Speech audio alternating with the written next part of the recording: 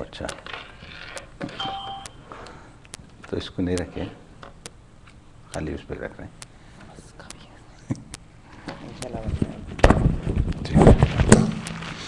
بسم اللہ الرحمن الرحیم. جی مجھے مسئلہ نہیں ہے، آئی ایم اوکے.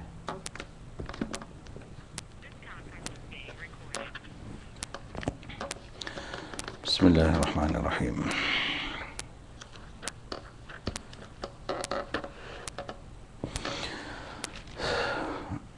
نحمد و نصلی علی رسول الکریم، اما بعد. اعوذ باللہ من الشیطان الرجیم. وَاعْلَمُوا أَنَّ مَا غَنِمْتُم مِّن شَيْءٍ فَأَنَّ لِلَّهِ خُمُسَهُ وَلِلرَّسُولِ وَلِذِي الْقُرْبَى وَالْيَتَامَى وَالْمَسَاكِينِ وَابْنِ السَّبِيلِ إِن كُنتُمْ آمَنتُم بِاللَّهِ وَمَا أَنزَلْنَا عَلَىٰ عَبْدِنَا يَوْمَ الْفُرْقَانِ يَوْمَ الْتَقَى الْجَمْعَانِ وَاللَّهُ عَلَىٰ كُلِّ شَيْءٍ قَدِيرٌ. صدق اللہ العظیم. گزشتہ کل ہماری بات ختم ہوئی تھی 9ویں پارے کے اختتام پر. آج یہاں سے الحمدللہ یہ 10واں پارہ شروع ہو رہا ہے. چونکہ صورت وہی ہے، سورہ انفال، یہ اسی کا کنٹینیوشن ہے جس میں جو بات چل رہی تھی. اللہ تبارک و تعالیٰ نے اب اس بات کو یہاں سے دوبارہ شروع فرمایا کہ یہ مال غنیمت کا حقدار کون ہے اور مال غنیمت کس کے لیے ہے. سب سے پہلے اللہ تبارک و تعالیٰ نے یہ بات فرمائی کہ جو کچھ مال غنیمت ہے اس کا 5واں حصہ اللہ اور اس کے رسول اور ان کے قرابت داروں اور مسکینوں اور مسافروں کا حق ہے. اس پہ یہ اللہ تبارک و تعالیٰ نے یہ بات بیان فرمائی اور فرمایا کہ ان کنتم آمنتم باللہ وما انزلنا علی عبدنا یوم الفرقان یوم التقى الجمعان واللہ علی کل شیء قدیر. اللہ تبارک و تعالیٰ فرماتے ہیں کہ اگر تم اللہ پر اور اس چیز پر ایمان رکھتے ہو جو ہم نے اپنے بندے پر فیصلے کے دن نازل کی تھی، یعنی جس دن دو جماعتیں باہم ٹکرائی تھیں. یہ اللہ تبارک و تعالیٰ نے غزوہ بدر کو، چونکہ جس کا ذکر چل رہا تھا، اس کو یوم الفرقان سے تعبیر فرمایا، جیسے کہ آپ کو گزشتہ کل اس کی تفصیلات معلوم ہو چکی. آگے اللہ تبارک و تعالیٰ نے اسی غزوہ بدر کے متعلق ایک منظر پیش کیا ہے. فرماتے ہیں لَنْتُمْ بِالْعُدْوَةِ الدُّنْيَا وَهُمْ بِالْعُدْوَةِ الْقُصْوَىٰ وَالرَّكْبُ أَسْفَلَ مِنْكُمْ وَلَوْ تَوَاعَدتُّمْ. وہ وقت یاد کرو جب تم لوگ وادی کے قریب والے کنارے پر تھے اور وہ لوگ دور والے کنارے پر، اور قافلہ تم سے نیچے کی طرف. اور اگر تم پہلے سے لڑائی کا وقت آپس میں طے کرتے تو وقت طے کرنے میں تمہارے درمیان ضرور اختلاف ہو جاتا. جیسے کہ کل بتایا گیا تھا کہ یہاں مسلمانوں کا جو پڑاؤ ہوا تھا پہلے وہ مدینے سے قریب تھا، اور جو کافروں کا جو پڑاؤ تھا وہ ادھر مدینے سے دور والی سائڈ پر تھا. تو اللہ تبارک و تعالیٰ نے بالعدوۃ القصویٰ اور اس کے اندر بالعدوۃ الدنیا دونوں کے اندر وہ بتا دیا. اور پھر اس کے بعد حباب ابن منذر رضی اللہ تعالیٰ عنہ کے مشورے پر اللہ کے رسول صلی اللہ علیہ وسلم نے اپنی جگہ تبدیل فرما دی. وہ اللہ تبارک و تعالیٰ اس کے بعد بیان فرمایا لِیَهْلِکَ مَنْ هَلَكَ عَنْ بَیِّنَةٍ. اس کے بعد اللہ تبارک و تعالیٰ نے ایک بات اور بیان فرمائی اِذْ یُرِیکَہُمُ اللَّهُ فِی مَنَامِکَ قَلِیلًا. اے پیغمبر وہ وقت بھی یاد کیجئے جب اللہ تبارک و تعالیٰ نے خواب میں ان کی دشمنوں کی تعداد کم دکھائی. یہ بات آپ کو معلوم ہے کہ جب مقابلہ شروع ہوا اس سے پہلے مسلمانوں کو تعداد کا صحیح اندازہ نہیں تھا کہ کتنے لوگ ہیں. تو ایسے موقع پر اللہ تبارک و تعالیٰ نے نبی پاک علیہ الصلوۃ والسلام کو خواب دکھایا، اور جو چیز خواب میں دکھائی وہ ان کی تعداد کم تھی. تو اس سے کیا ہوا، ان کے مسلمانوں کی ہمت اور بڑھ گئی. جو اس کی وجہ سے مسلمانوں کی ہمت اور بڑھ گئی، کہا کہ بھئی تعداد کم ہے، ہم ان کا مقابلہ کر سکتے ہیں.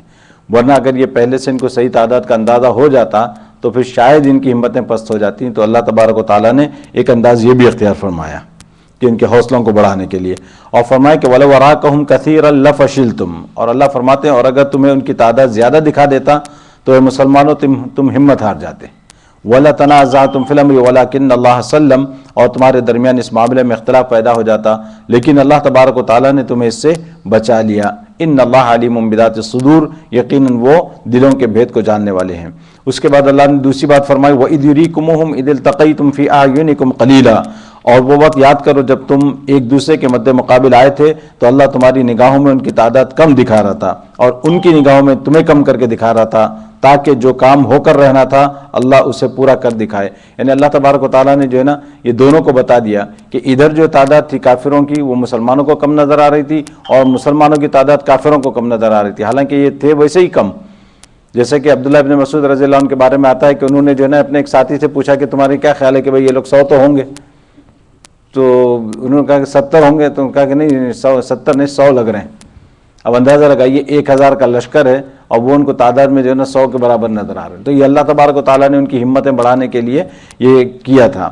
اس کے بعد اللہ تبارک و تعالیٰ نے مسلمانوں کو یہاں پہ ایک ضابطہ بیان فرمایا, اور وہ ضابطہ ایسا ہے کہ وہ ہر ایک کے لیے, اگرچہ یہاں پہ اس جنگ کے ضمن میں یہ بات بیان کی گئی ہے. اللہ تبارک و تعالیٰ فرماتے ہیں یا ایھا الذین آمنوا اذا لقیتم فئۃ فاثبتوا, ایمان والو جب تمہارا کسی گروہ سے مقابلہ ہو جائے تو ثابت قدم رہو. فاثبتوا, پہلا حکم اس کے بارے میں یہ ہے کہ فاثبتوا, اور دوسرے نمبر پر اللہ فرماتے ہیں کہ واذکروا اللہ کثیرا لعلکم تفلحون, اور اللہ کا کثرت سے ذکر کرو تاکہ تمہیں کامیابی حاصل ہو. ایک بات اس میں یاد رکھنی چاہیے, جیسے کہ کل بھی اس کا ذکر آیا تھا کہ اللہ کے رسول صلی اللہ علیہ وسلم نے اس سے منع فرمایا کہ دشمن سے ملاقات کی تمنا نہ کرو. یعنی مطلب ہے کہ آدمی تمنا کرے کہ بھائی ذرا مقابلہ ہو جائے تو میں اپنے جوہر دکھاؤں, میں اپنی طاقت کا مظاہرہ کروں. فرمایا اس کی تمنا ہی نہ کرو کہ مقابلہ ہی نہ ہو.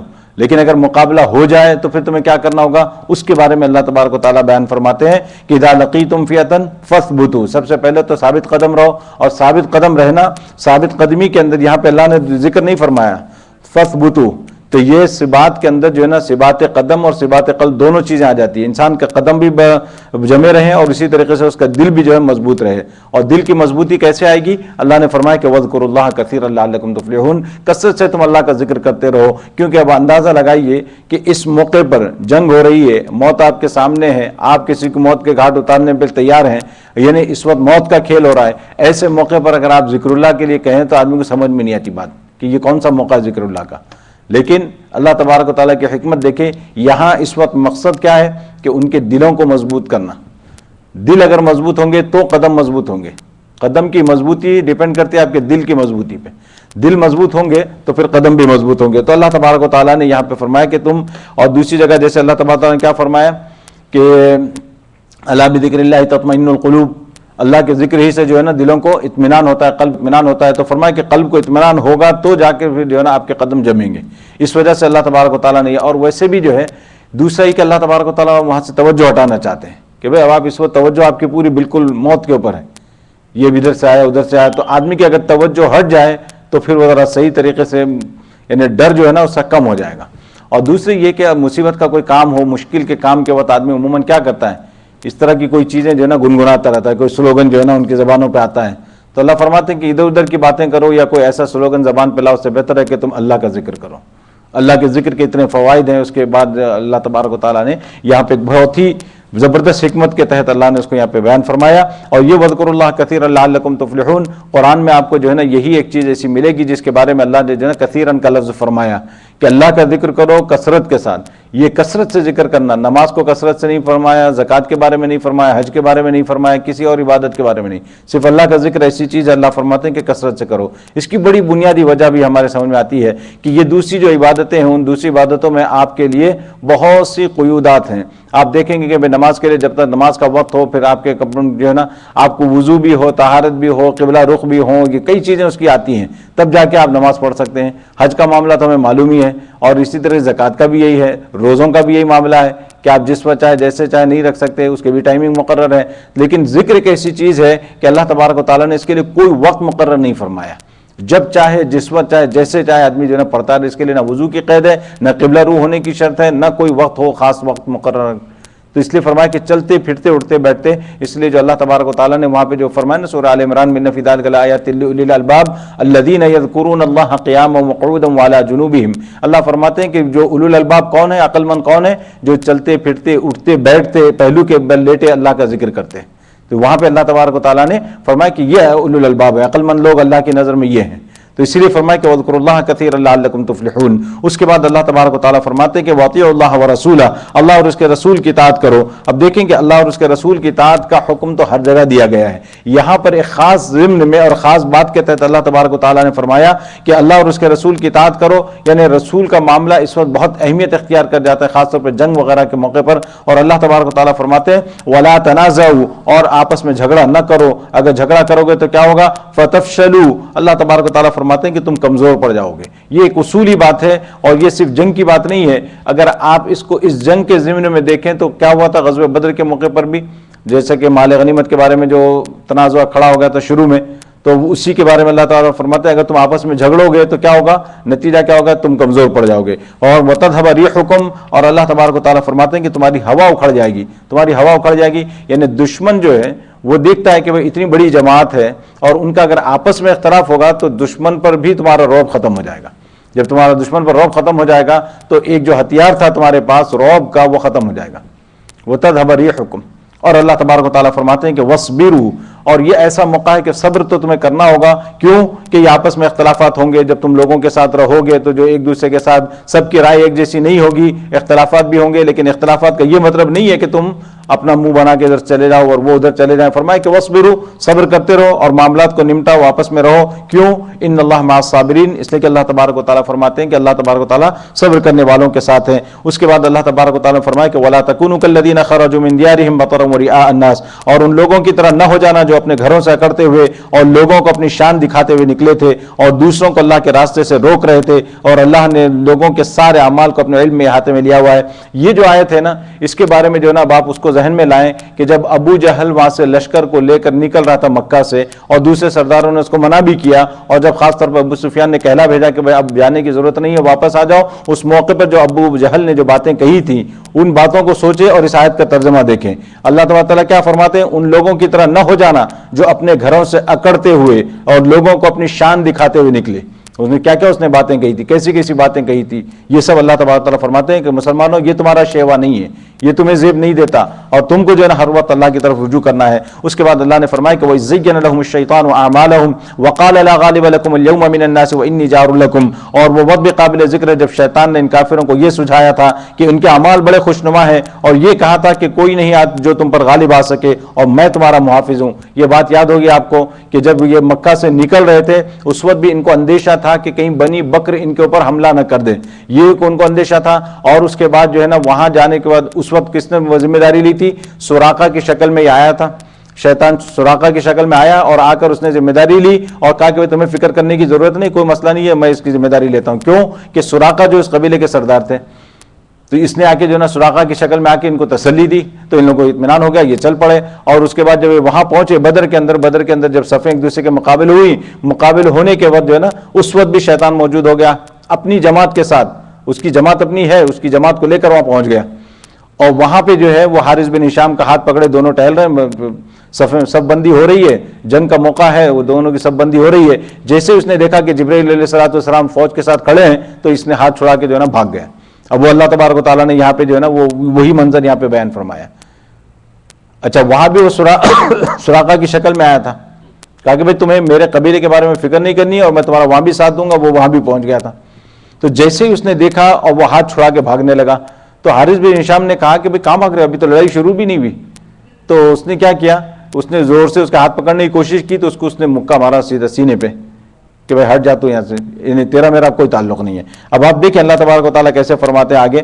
اب اچھا پہلے تو اس نے کیا کیا، خوب ڈینگیں ماری کہ فکر کرنے کی ضرورت نہیں ہے، تمہارا کوئی مسئلہ نہیں ہے، تمہارا کوئی کچھ نہیں بگاڑ سکتا، میں تمہارے ساتھ ہوں۔ جیسے ہوتا نا کہ اگر کوئی بڑا آدمی کسی کو تسلی دے دے، تو کیونکہ سراقہ کے بارے میں آتا ہے کہ بہت بڑے واریر تھے، یہ بڑے جنگجو تھے اور بڑی زبردست قسم کی جو ہے نا مہارت تھی جنگوں کی، تو یہ چیز جو ہے نا جب اس نے تسلی دی تو یہ ہو گیا۔ فلما تراءت الفئتان نکص علی عقبیہ، اللہ تبارک و تعالیٰ فرماتے ہیں پھر جب دونوں گروہ آمنے سامنے آئے، یہ دونوں گروہ جب آمنے سامنے آئے تو اللہ تبارک تعالیٰ فرماتے ہیں نکص علی عقبیہ، وہ ایڑیوں کے بل پیچھے ہٹا، اور کیا کہا اس نے؟ وقال انی بریء منکم انی اری ما لا ترون انی اخاف اللہ، اور کہنے لگا میں تمہاری کوئی ذمہ داری نہیں لے سکتا، مجھے جو کچھ نظر آ رہا ہے وہ تمہیں نظر نہیں آ رہا ہے، جو مجھے نظر آ رہا ہے وہ تمہیں نظر نہیں آیا، مجھے جبرائیل نظر آ رہے ہیں، میں دیکھ رہا ہوں کہ جبرائیل یہاں موجود ہیں، اب تو جو ہے نا خیریت نہیں کسی کی، تو اس لیے جو ہے جبرائیل کو تو یہ لوگ دیکھ نہیں سکتے تھے، یہ یہاں سے بھاگا، انی اری ما لا ترون انی اخاف اللہ واللہ شدید العقاب۔ اب آپ دیکھیں اس سے بھی جو ہے نا معلوم ہوا کہ بھائی شیطان جو ہے نا آدمی کی شکل میں آ کے بھی بہکا سکتا ہے، ٹھیک ہے، کہ تم بولیں گے حافظ صاحب بھی ہر جگہ ہے کہ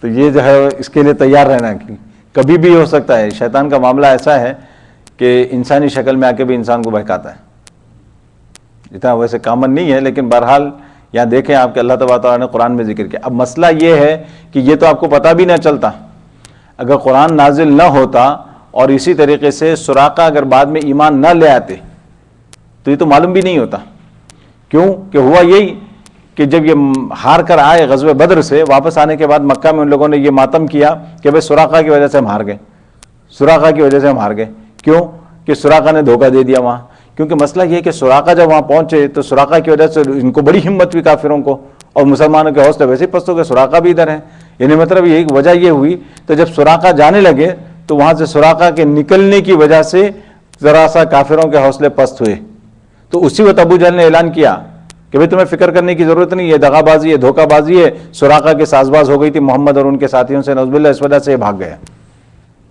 تمہیں فکر کرنے کی ضرورت نہیں۔ تو یہ ساری جو ہے نا باتیں اس کے پیچھے ہیں، تو لیکن میں کہ اللہ تبارک تعالیٰ نے جو ہے نا ان کو دکھا دیا، تو مسلمان تو ویسے خوش ہو گئے کہ بھئی سراقہ نکل گئے، لیکن اللہ تبارک تعالیٰ نے وہاں پہ یعنی انبیاء ساری ملائکہ کی فوج بھیج دی تھی۔ اس کے بعد اللہ تبارک و تعالیٰ فرماتے ہیں کہ یقول المنافقون والذین فی قلوبہم مرض غر ہؤلاء دینہم، اللہ فرماتے ہیں اور یاد کرو جب منافقین اور وہ لوگ جن کے دلوں میں روگ تھا یہ کہہ رہے تھے کہ ان مسلمانوں کو ان کے دین نے دھوکے میں ڈال رکھا ہے۔ اب آپ دیکھیں کہ یہ لوگ کیا کرتے تھے کہ مسلمانوں کو یہ تانا دے رہے تھے، اس کو آپ کو بتایا تھا، میں نے یاد دلایا تھا یہ کہ کس بات کا تانا دے رہے تھے؟ تانا اس بات کا تھا کہ بھئی یہ مسلمان، یہ نہتے قسم کے لوگ، ان کے پاس نہ تعداد ہے نہ ان کے پاس ہتھیار ہے، یہ کس بنیاد پہ جا رہے ہیں لڑنے کے لیے؟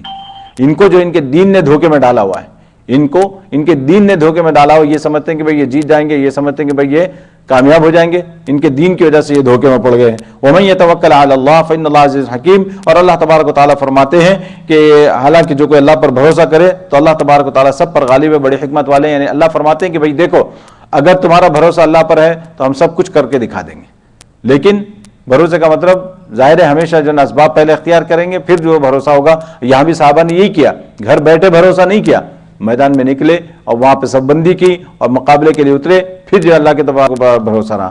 وَلَوْ تَرَىٰ إِذْ يَتَوَفَّى الَّذِينَ كَفَرُوا الْمَلَائِكَةُ يَضْرِبُونَ وُجُوهَهُمْ، اور آگے اللہ تبارک و تعالیٰ فرماتے ہیں اور اگر آپ دیکھتے وہ منظر بھی کہ جب فرشتے ان کافروں کی روح قبض کر رہے تھے، ان کے چہروں اور پشت پر مارتے جاتے تھے اور کہتے جاتے تھے اب جلنے کا مزہ بھی چکھنا، کہ یہ جو ہے نا یہ کس موقع پر ہے؟ وَلَوْ تَرَىٰ إِذْ يَتَوَفَّى الَّذِينَ كَفَرُوا الْمَلَائِكَةُ، اس کے بارے میں دونوں روایتیں ملتی ہیں۔ ایک روایت تو یہ ہے کہ وہاں پر جو ملائکہ کی فوج آئی تھی، ان ملائکہ کی فوج نے جب ان کا کافروں کا جو ان کا مقابلہ کیا تو ان کو جو مارا ان لوگوں نے، تو فرشتوں کے مار کی ایک الگ شناخت ہوتی تھی، کیسے کہ وہ چہروں پر مارتے تھے اور ان کی پشت پر مارتے تھے، دو جگہوں پر مارتے تھے۔ اسی لیے صحابہ فرماتے ہیں کہ غزوے کے ختم پر ہم نے دیکھا کہ بھئی کچھ لوگ جو ہے نا کچھ الگ قسم سے مرے پڑے ہیں، ان کے نشانوں کو دیکھ کر ہم سمجھ جاتے تھے کہ یہ جو ہے نا ملائکہ کا مقتول ہے، اس کو فرشتوں نے مارا ہے۔ تو اللہ تبارک و تعالیٰ نے وہی منظر بیان کیا، ان کے چہروں پر اور ان کی پیٹھوں پر، ان کی پشت پر جو ہے مارتے تھے۔ اور بعض مفسرین نے یہاں پہ یہ بات بیان فرمائی وَلَوْ تَرَىٰ إِذْ يَتَوَفَّى الَّذِينَ كَفَرُوا الْمَلَائِكَةَ، کہ کاش کہ آپ وہ منظر دیکھتے سے مراد یہ ہے کہ جب یہ کافر اس دنیا سے جائیں گے، ان کی روح قبض کرنے کا جب موقع آئے گا تو یہ فرشتے آئیں گے اور یہ فرشتے آ کر ان کے چہروں پر ماریں گے اور ان کی پشتوں پر ماریں گے، جیسے کہ یہ بات آ چکی ہے ہمارے سامنے کہ ان کی روح کو جو ہے نا نکالنے کے لیے، روح جو ہے نا ادھر سے ادھر بھاگتی پھرے گی، وہ نکلنا نہیں چاہے گی، کیوں؟ اس کو اپنا انجام معلوم ہے کہ اس کے ساتھ کیا ہونے والا ہے، تو وہ ادھر سے ادھر بھاگتی پھرے گی جسم کے اندر، تو لوہے کے گرز لے کر یہ فرشتے جو ہے نا اس کو یہاں ماریں گے، ایک جگہ سے دوسری جگہ جائے گی، پھر وہاں سے نکلنا نہیں چاہے گی، پھر لوہے کا گرز ماریں گے، پھر آگے بڑھے گی، اس طریقے سے مار مار کے جو ہے نا اس کو نکالیں گے۔ تو اللہ تبارک و تعالیٰ نے یہ منظر یہاں پہ بیان کیا۔ ذالک بما قدمت ایدیکم، یہ سب کیوں ہوا؟ اللہ فرماتے ہیں یہ سب ان کے اعمال کا بدلہ ہے جو تم نے اپنے ہاتھوں سے آگے بھیجا ہے۔ کدأب آل فرعون والذین من قبلہم کفروا بآیات اللہ فأخذہم اللہ بذنوبہم، یہاں پہ اللہ تبارک و تعالیٰ فرماتے ہیں آپ ان لوگوں کا حال ایسا ہی ہوا جیسا قوم فرعون اور ان سے پہلے لوگوں کا ہوا تھا، انہوں نے اللہ کی نشانیوں کو ماننے سے انکار کیا، نتیجہ یہ ہوا کہ اللہ نے ان کے گناہوں کی وجہ سے انہیں اپنی گرفت میں لے لیا۔ یہ یہاں پہ جو ہے نا بتا رہے ہیں کہ دیکھو کدأب آل فرعون اور اس سے پہلی جو قومیں گزری ہیں ان قوموں نے بھی یہی معاملہ کیا تھا کہ حق کا انکار کیا، رسولوں کی تکذیب کی، تو اس کے بدلے میں اللہ تبارک و تعالیٰ نے ان کو کیا کیا؟ فأخذہم اللہ تبارک و تعالیٰ نے انہیں پکڑ لیا اپنی سخت گرفت کے اندر۔ لیکن اللہ فرماتے ہیں کہ یہ پکڑ جو ہے نا ایسے ہی نہیں آ گئی، فرمایا بذنوبہم، ان کے گناہوں کی وجہ سے ہم نے پکڑا، ان کی کرتوتوں کی وجہ سے ہم نے پکڑا۔ یہ ان اللہ قوی شدید العقاب۔ اس کے بعد اللہ تبارک و تعالیٰ فرماتے ہیں ذالک بان اللہ لم یک مغیرا نعمتا، یہ سب کچھ اس لیے ہوا کہ اللہ کا دستور یہ ہے کہ اس نے جو نعمت کسی قوم کو دی ہو اسے اس وقت تک بدلنا گوارا نہیں کرتا جب تک وہ لوگ خود اپنی حالت نہ تبدیل کر لیں۔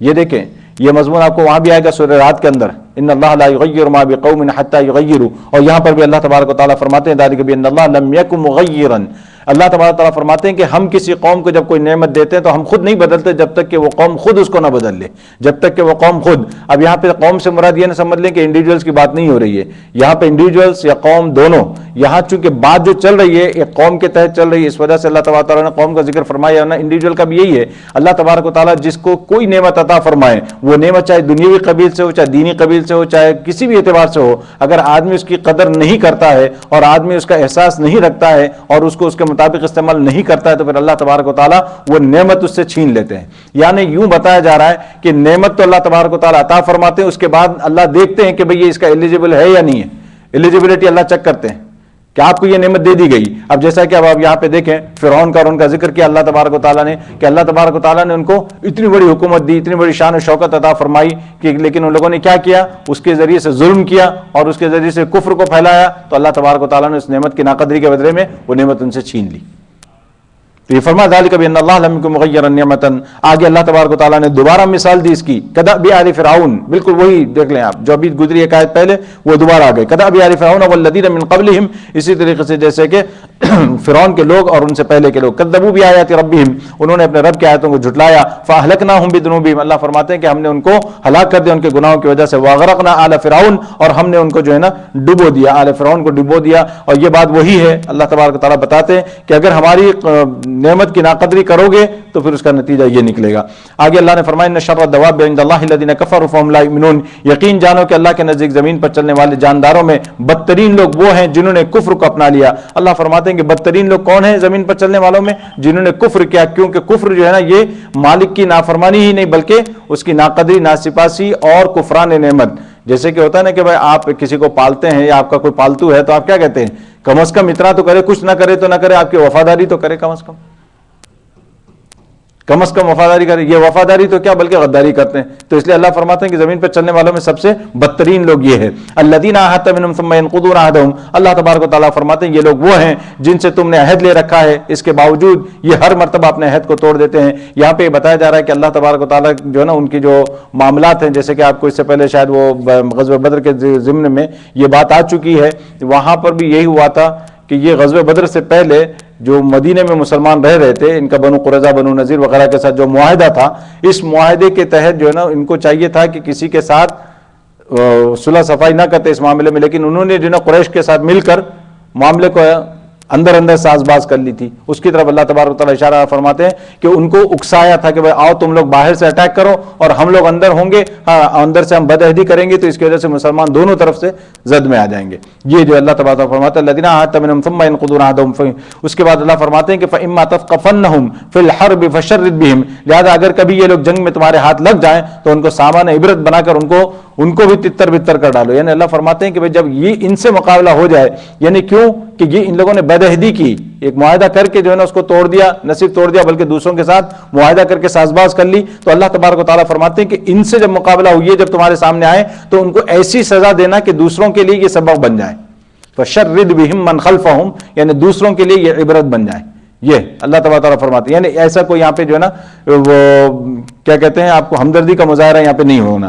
وَإِمَّا تَخَافَنَّ مِن قَوْمٍ خِيَانَةً فَانبِذْ إِلَيْهِمْ عَلَىٰ سَوَاءٍ، اور اگر تمہیں کسی قوم سے بدہدی کا اندیشہ ہو تو تم وہ معاہدہ ان کی طرف صاف سیدھے طریقے سے پھینک دو. یعنی اللہ تبارک تعالیٰ فرماتے ہیں کہ بھئی دیکھیے کہ اگر آپ کو یہ معاملہ ہو کہ اندیشہ ہو کہ کسی قوم سے آپ کا معاہدہ ہے اور آپ کو یہ اندیشہ ہے کہ یہ کل کے دن معاہدہ توڑ دیں گے، تو اللہ تبارک تعالیٰ فرماتے ہیں کہ بھئی آپ کا سیدھا طریقہ یہ ہے کہ آپ ان سے معاہدہ ختم کر لو.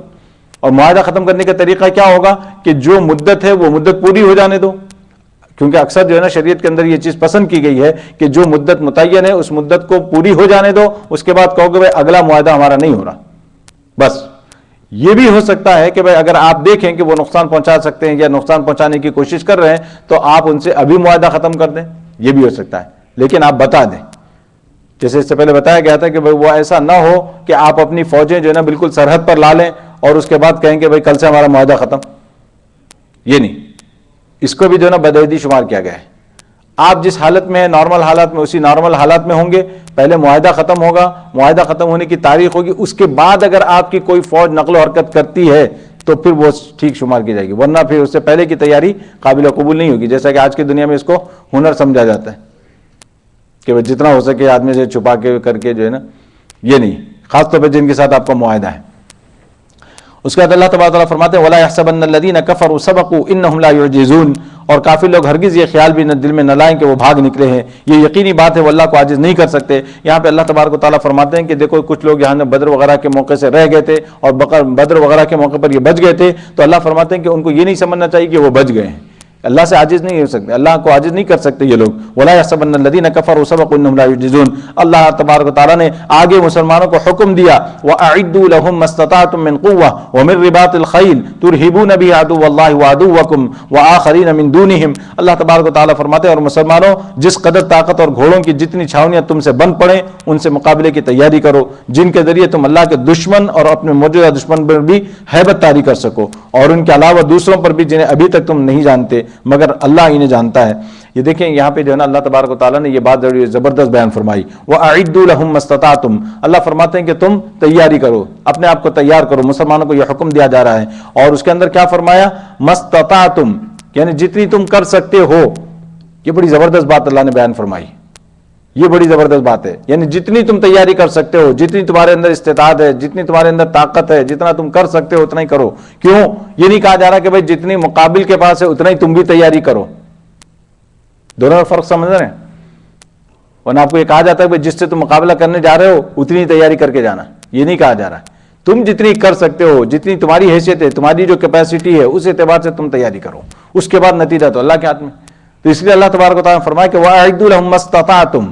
تو یہ اس کے بعد فرمایا کہ من قوتٍ، قوت کا لفظ اللہ تبارک و تعالیٰ نے یہاں پہ رکھا ہے. اور قوت کے بعد اللہ نے یہ نہیں فرمایا کہ بھئی تم تیر و تلوار یا اس زمانے کے جو جنگی آلات تھے ان کا اللہ نے کوئی ذکر نہیں فرمایا، بلکہ کہا کہ وہ جو قوت ہو سکتی ہے، جو طاقت ہو سکتی ہے اس کو تم جمع کرو. اور اس میں اللہ تبارک و تعالیٰ نے ایک بات ایسی رکھی ہے کہ ہر زمانے کے لحاظ سے یہ اپلیکیبل ہو سکتا ہے. اور آج کی جو قوت ہوگی، ایٹم بم راکٹس وغیرہ جو بھی ہوں گے، آبدوزیں وغیرہ، یہ ساری کی ساری اس کے اندر آ جائیں گی. نیوکلر وغیرہ سارا کچھ آپ کا جو بھی آپ لے لیں. اللہ فرماتے قوت ایسی رکھو تمہارے اندر، تمہارے پاس بھی ایسی تیاری ہونی چاہیے. اور جیسے کہ دوسری یہ کہ آج کل کی قوت ایک طاقت وہ بھی ہے جس کو ہم اس کا اندازہ نہیں کر سکتے، قلم کی طاقت، یہ رائٹنگ پاور جو آج کل کا میڈیا، یہ بھی اس کے اندر داخل ہے. یہ زبردست طاقت ہے آج کی. آپ دیکھیں کہ یہ وہ یعنی ریئل وار تو بہت بعد میں جا کے شروع ہوتی ہے، اصل تو میڈیا وار ہوتی پہلے ذہن تیار ہوتے ہیں، سب کچھ جو ہے نا ساری دنیا کا ذہن بنایا جاتا ہے میڈیا کے ذریعے. تو اللہ فرماتے ہیں من قوہ، یہ قوت کے اندر یہ بھی داخل ہے. آپ کے فائنانسز وغیرہ ساری کی چیزیں سے میں آ گئی. لفظ قوت اللہ نے استعمال فرمایا وَأَعِدُّوا لَهُم مَّا اسْتَطَعْتُم مِّن قُوَّةٍ. اس کے بعد اللہ تبارک و تعالیٰ فرماتے ہیں کہ وَمِن رِّبَاطِ الْخَيْلِ، رباط الخیل، خیل کس کو کہتا ہے؟ گھوڑوں کو. اور رباط کے معنی آتے ہیں باندھنے کے. من رباط الخیل، گھوڑوں کو باندھنا، یعنی گھوڑ چھاونیاں، مطلب یہ کہ آپ کی بھی ایسے پورے قلعے کے قلعے ہوں، چھاونیاں ہوں فوجوں کی. وَمِن رِّبَاطِ الْخَيْلِ، اللہ تبارک و تعالیٰ نے فرمایا کہ یہ جو تم کو ہم نے یہ کہا کہ تیاری رکھو اور سامان جمع کرو، اس کا کیا مطلب ہے؟ جب تمہارے پاس سامان ہے تو اس کا ٹیسٹ ہونا ضروری ہے، یعنی فائٹ ہونا ضروری ہے. فرمایا کہ یہ مطلب نہیں ہے، ورنہ آپ کہیں گے کہ بھائی نہیں اب اتنے دن سے سامان رکھا ہوا ہے، زنگ نہ لگ جائے، چلو کچھ ہو جائے. یہ مقصد نہیں ہے اس کا. اللہ کیا فرماتے ہیں؟ تُرْہِبُونَ بِهِ عَدُوَّ اللَّهِ، کہ تم اس کے ذریعے سے دشمن پر، اللہ کے دشمن پر اور تمہارے دشمن پر ہیبت طاری کر سکو. مقصد یہ ہے کہ تم تیار رہو، وہ تمہیں نوالے تر نہ سمجھ لیں. ٹھیک، اس کے لیے اللہ تبارک تعالیٰ فرماتے ہیں. یہ نہیں کہ سامان آ جائے تو لڑنا ضروری ہے، ورنہ ہوتا تو ہے ایسا اکثر کہ بھائی کچھ ہو تو پیسہ ہے تو خرچ کرنے کا دل کرتا ہے. تو اسی طریقے سے اس کی تیاری ہو جائے تو پھر آدمی چاہتا ہے کہ بھائی کچھ بہانے سے ترہبون بی عدو اللہ وعدوکم، اور اللہ تبارک تعالیٰ فرماتے ہیں وآخرین من دونہم، اور اس کے علاوہ بھی بہت سے لوگ ہیں. اب آگے اللہ فرماتے ہیں کہ جن کو بہت سو کو تم جانتے نہیں، اللہ انہیں جانتے ہیں. یعنی بہت سی مرتبہ ایسا ہوتا ہے کہ آپ کی لڑائی یہاں ہو رہی ہوتی ہے، آپ کا مقابلہ یہاں ہو رہا ہوتا ہے، لیکن خبریں دور دور تک پہنچتی ہیں، ان پر بھی اس کا اثر ہوتا ہے، لوگوں پر بھی جو ان کے چاہنے والے یا ان کے قریبی یا ان سے موافقت رکھنے والے ہیں. دیکھیں کہ وہ اگر شکست کھا رہے ہیں تو لا محالہ جو ہے نا ان کے جو لوگ ہوں گے ان کو اس کا اثر ہوگا. تو اللہ تبارک تعالیٰ فرماتے ہیں آگے اللہ نے ایک بات بیان فرمائی وما تنفقوا من شیء فی سبیل اللہ یوفى الیکم. اللہ فرماتے ہیں کہ جو کہ تم اللہ کے راستے میں خرچ کرتے ہو اس کا پورا پورا بدل تمہیں ملے گا. اب یہاں پہ اللہ کے راستے میں خرچ کرنے سے کیا مراد ہے، یا کیا بات بیان کی جا رہی ہے؟ واعدوا لهم ما استطعتم من قوة، اس کے ساتھ اس کا تعلق ہے. اور فرماتے ہیں اللہ تبارک و تعالیٰ جب تمہیں تیاری کرنی ہے مسلمانوں، جب تیاری کا حکم دیا گیا ہے تو تیاری کے لیے پیسے بھی لگیں گے، پیسے خرچ کرنے ہوں گے. یہ ایسے نہیں آ جائیں گے ہتھیار، یہ ایسی چیزیں ساری نہیں آ جائیں گی. اور فرمایا کہ میڈیا کی قوت، اکانومی قوت، یہ ساری طاقتیں اگر تمہیں جمع کرنی ہوگی، اللہ فرماتے ہیں کہ اس کے لیے پیسے لگیں گے. پیسے خرچ کرو اور اللہ کے راستے میں خرچ کرو، اور جو کچھ تم خرچ کرو گے اللہ فرماتے ہیں یوفى الیکم، پورا پورا تمہیں دے دیا جائے گا. اور پورا پورا دیا جانا دنیا میں بھی ہو سکتا ہے اور آخرت میں تو ہے ہی. یعنی اللہ تبارک و تعالیٰ بہت سی مرتبہ اس کا تو تمہیں اجر یہیں پر عطا فرما دیتے ہیں اور آخرت میں تو ملے گا ہی ملے گا. یوفى الیکم وانتم لا تظلمون، اور اللہ فرماتے ہیں کہ کوئی ظلم نہیں کیا جائے گا، یعنی تم پر جو ہے نا کسی قسم کی کوئی کمی نہیں کی جائے گی. اللہ فرماتے ہیں آگے وَإِن جَنَحُوا لِلسَّلْمِ فَاجْنَحْ لَهَا وَتَوَكَّلْ عَلَى اللَّهِ، اور آپ دیکھیں کیسی بات زبردست اللہ فرماتے ہیں، اور اگر وہ صلح کی طرف جھکیں تو تم بھی اس کی طرف جھک جاؤ، وہ اگر صلح کی طرف جھکیں تو تم بھی جھک جاؤ. یعنی وَإِن جَنَحُوا لِلسَّلْمِ، ایک بات یاد رکھنا، اللہ تبارک و تعالیٰ فرماتے ہیں کہ بھائی اگر وہ صلح کے لیے جھک رہے ہیں تو تمہیں اب بلا وجہ اکڑ دکھانے کی ضرورت نہیں ہے. نہیں اب تو ہم صلح نہیں ہوں گے، اب تو مار کے ہی رہیں گے ہم تمہیں، یہ نہیں. کیوں؟ اس سے یہ معلوم ہوتا ہے کہ مسلمان کا مقصد جو ہے نا جہاد سے یہ صرف ملک گیری نہیں ہے، یا کسی کو قتل کرنا یا نعوذ باللہ خون بہانا، یہ نہیں ہے. اگر یہ ہوتا تو پھر وہ ہوتا. اللہ فرماتے ہیں کہ اگر وہ ہتھیار ڈال دیں یا تمہارے پاس صلح کے لیے تیار ہو جائیں تو تم بھی صلح کے لیے تیار ہو جاؤ. وَإِن جَنَحُوا لِلسَّلْمِ فَاجْنَحْ لَهَا وَتَوَكَّلْ عَلَى اللَّهِ. اب یہاں پہ جو ہے نا ایک بات دیکھیں، مسلمان کو یہ نہیں کہا جا رہا ہے کہ تم بلا وجہ صلح پہ تیار ہو جاؤ، یہ بھی ایک اس میں حکم ہے. اگر وہ تیار ہوں، وہ اگر ہتھیار ڈالیں، یعنی مطلب یہ ہے کہ بلا وجہ آپ کو ہتھیار ڈالنے کی ضرورت نہیں ہے، یہ بھی ایک میں سبق ہے. لیکن جب دوسرا سامنے ہتھیار ڈالنے والے تیار ہے تو پھر آپ بلا وجہ اکڑ دکھائیں، یہ بھی نہیں. اس کے بعد اللہ تبارک و تعالیٰ فرماتے ہیں فَاجْنَحْ لَهَا وَتَوَكَّلْ عَلَى اللَّهِ، کہ دیکھیں نبی صلی اللہ علیہ وسلم یہاں پہ توکل کا ذکر آ گیا فوراً، وَتَوَكَّلْ عَلَى اللَّهِ. اب یہ صلح کے ساتھ توکل کا کیا تعلق ہے؟ کیونکہ یہاں پہ چونکہ معاملہ جنگ کا ہے، اندیشہ ہے کہ وہ صلح کی جو ہے نا بات کریں گے آپ سے، اور بات کر کے دھوکہ دے کے شاید دھوکے میں پھر آپ پر اٹیک کر دیں، آپ پر حملہ کر دیں. تو اللہ تبارک و تعالیٰ بتاتے ہیں اے نبی اس طرح کے اندیشوں میں پڑنے کی ضرورت نہیں ہے، آپ صلح کر لیں، اس کے بعد اگر کچھ بات ہوتی ہے توکل علی اللہ. پھر مسلمان آپ تیار تو ہیں، آپ تیار ہیں، آپ میدان میں ہیں اور آپ کو معلوم ہے کہ بھائی حالت وار میں ہیں آپ، تو اس اعتبار سے جو ہے نا اللہ تبارک تعالیٰ فرماتے ہیں کہ اس میں بلا وجہ اندیشوں میں پڑھ کے آپ ایسا نہ ہو کہ آپ جو صلح نہ کریں ان کے ساتھ. فرمایا کہ وتوکل علی اللہ، اللہ کے ساتھ اللہ پر توکل رکھیں، انہ هو السمیع العلیم. وَإِن يُرِيدُوا أَن يَخْدَعُوكَ فَإِنَّ حَسْبُكَ اللَّهُ. اللہ تبارک و تعالیٰ فرماتے ہیں نبی صلی اللہ علیہ وسلم اگر وہ ارادہ کرتے ہیں آپ کے ساتھ دھوکے کا، اگر وہ آپ کے ساتھ ان یخدعوک، فرماتے ہیں کہ اگر وہ آپ کے ساتھ دھوکے کا ارادہ کرتے ہیں فإن حسبک اللہ، اللہ آپ کے لیے کافی ہے. دیکھیں اللہ تبارک و تعالیٰ نے یہاں پہ فرما دیا اللہ تبارک و تعالیٰ آپ کے لیے کافی ہو جائیں گے. نبی صلی اللہ علیہ وسلم اس کی جو فکر نہ کریں. هو الذی ایدک بنصرہ، اللہ تبارک و تعالیٰ وہی تو ذات ہے جس نے آپ کی جو ہے نا اپنی مدد کے ذریعے سے اور مومنوں کے ذریعے سے آپ کے ہاتھ مضبوط کیے. ایدک بنصرہ وبالمؤمنین. اس کے بعد اللہ تبارک و تعالیٰ نے اگلی آیت میں بات بیان فرمائی ہے والف بین قلوبہم، اور ان کے ان دلوں میں ایک دوسرے کے لیے الفت پیدا کر دی. کس نے؟ اللہ تبارک و تعالیٰ نے. اب یہ جو الفت پیدا کی ہے، الفت پیدا کرنا یہ کوئی آسان بات نہیں ہے. کیوں؟ یہ دلوں کی محبت جو ہے نا، دلوں میں الفت پیدا کرنا یہ آسان کام نہیں ہے. خاص طور پہ کس کا ذکر ہو رہا ہے یہاں پر؟ عربوں کا ذکر ہو رہا ہے. عرب جیسی قوم، یعنی ایک مرتبہ کینہ آ جائے کسی کے بارے میں تو وہ کبھی نکلتا نہیں ان کے دلوں سے، وہ نسل و نسل تک بدلے لیتے رہتے ہیں، نسل ہا نسل تک بدلہ چلتا ہے. یہ ایسی قوم ہے اور ان کی خوبیاں بھی بہت ہیں، مگر یہ ایک مرتبہ جب آ جائے تو پھر وہ کبھی اس کو بھولتے نہیں. والف بین قلوبہم، اللہ فرماتے ہیں کہ ہم نے ان کے درمیان جو ہے نا یہ محبت پیدا کر دی. اب آپ دیکھ لیں اوس و خزرج کو اٹھا کے دیکھ لیں, ان کی لڑائی ہوتی تھی, معمولی سی بات پہ لڑائی ہو جاتی ہے. کس بات کے اوپر لڑائی ہوتی ہے؟ اگر آپ مسدس حالی پڑھ کے دیکھیں تو مسدس حالی میں جو ہے نا مولانا حالی نے جو ہے نا زبردست منظر کھینچا ہے کہ اسلام سے پہلے جو ہے نا عربوں کی جو حالت تھی, بہت پیارے انداز میں انہوں نے جو شعر شاعری میں جو ہے بہت مزہ آ جاتا ہے. پڑھ کے دیکھیں اس کو, تاریخ یاد ہو تو آپ کو مزہ آئے گا, ایک ایک جملے میں کس طرح انہوں نے اشارے کیے ہیں ادھر. کہ کبھی تو جھگڑا ہے اس بات پہ کہ بھائی وہ کس کا جانور پہلے چلا جاتا ہے, یعنی سب جانور آ کے پانی پی رہے ہیں, وہ جھگڑا اس بات پہ ہو جاتا ہے کہ بھائی آپ کا جانور میرے جانور سے پہلے کیسے چلا گیا. جھگڑا شروع ہو گیا اس پہ.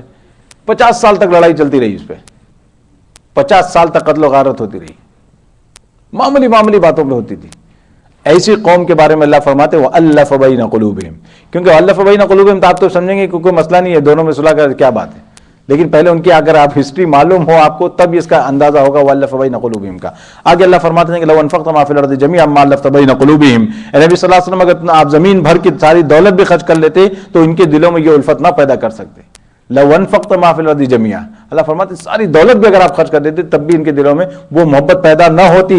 ما الفت بین قلوبہم ولکن اللہ الف بینہم, لیکن اللہ تبارک و تعالیٰ دوبارہ انفسائز کرتے ہیں کہ اللہ تبارک و تعالیٰ نے ان کے دلوں میں محبت پیدا فرما دی ہے. انہ عزیز حکیم, اس لیے کہ اللہ تبارک و تعالیٰ زبردست ہے اور حکمت کے ساتھ کام کرتے ہیں. جو کام اللہ کا ہوتا ہے ہر کام حکمت بھرا ہوتا ہے. اس کے بعد فرمایا یا ایھا النبی حسبک اللہ ومن اتبعک من المؤمنین, اللہ تبارک و تعالیٰ فرماتے ہیں اے نبی صلی اللہ علیہ وسلم آپ کے لیے تو بس اللہ اور مومن لوگ کافی ہیں جنہوں نے آپ کی پیروی کی ہے, یعنی آپ کو جو فکر کرنے کی ضرورت نہیں, پریشان ہونے کی ضرورت نہیں ہے.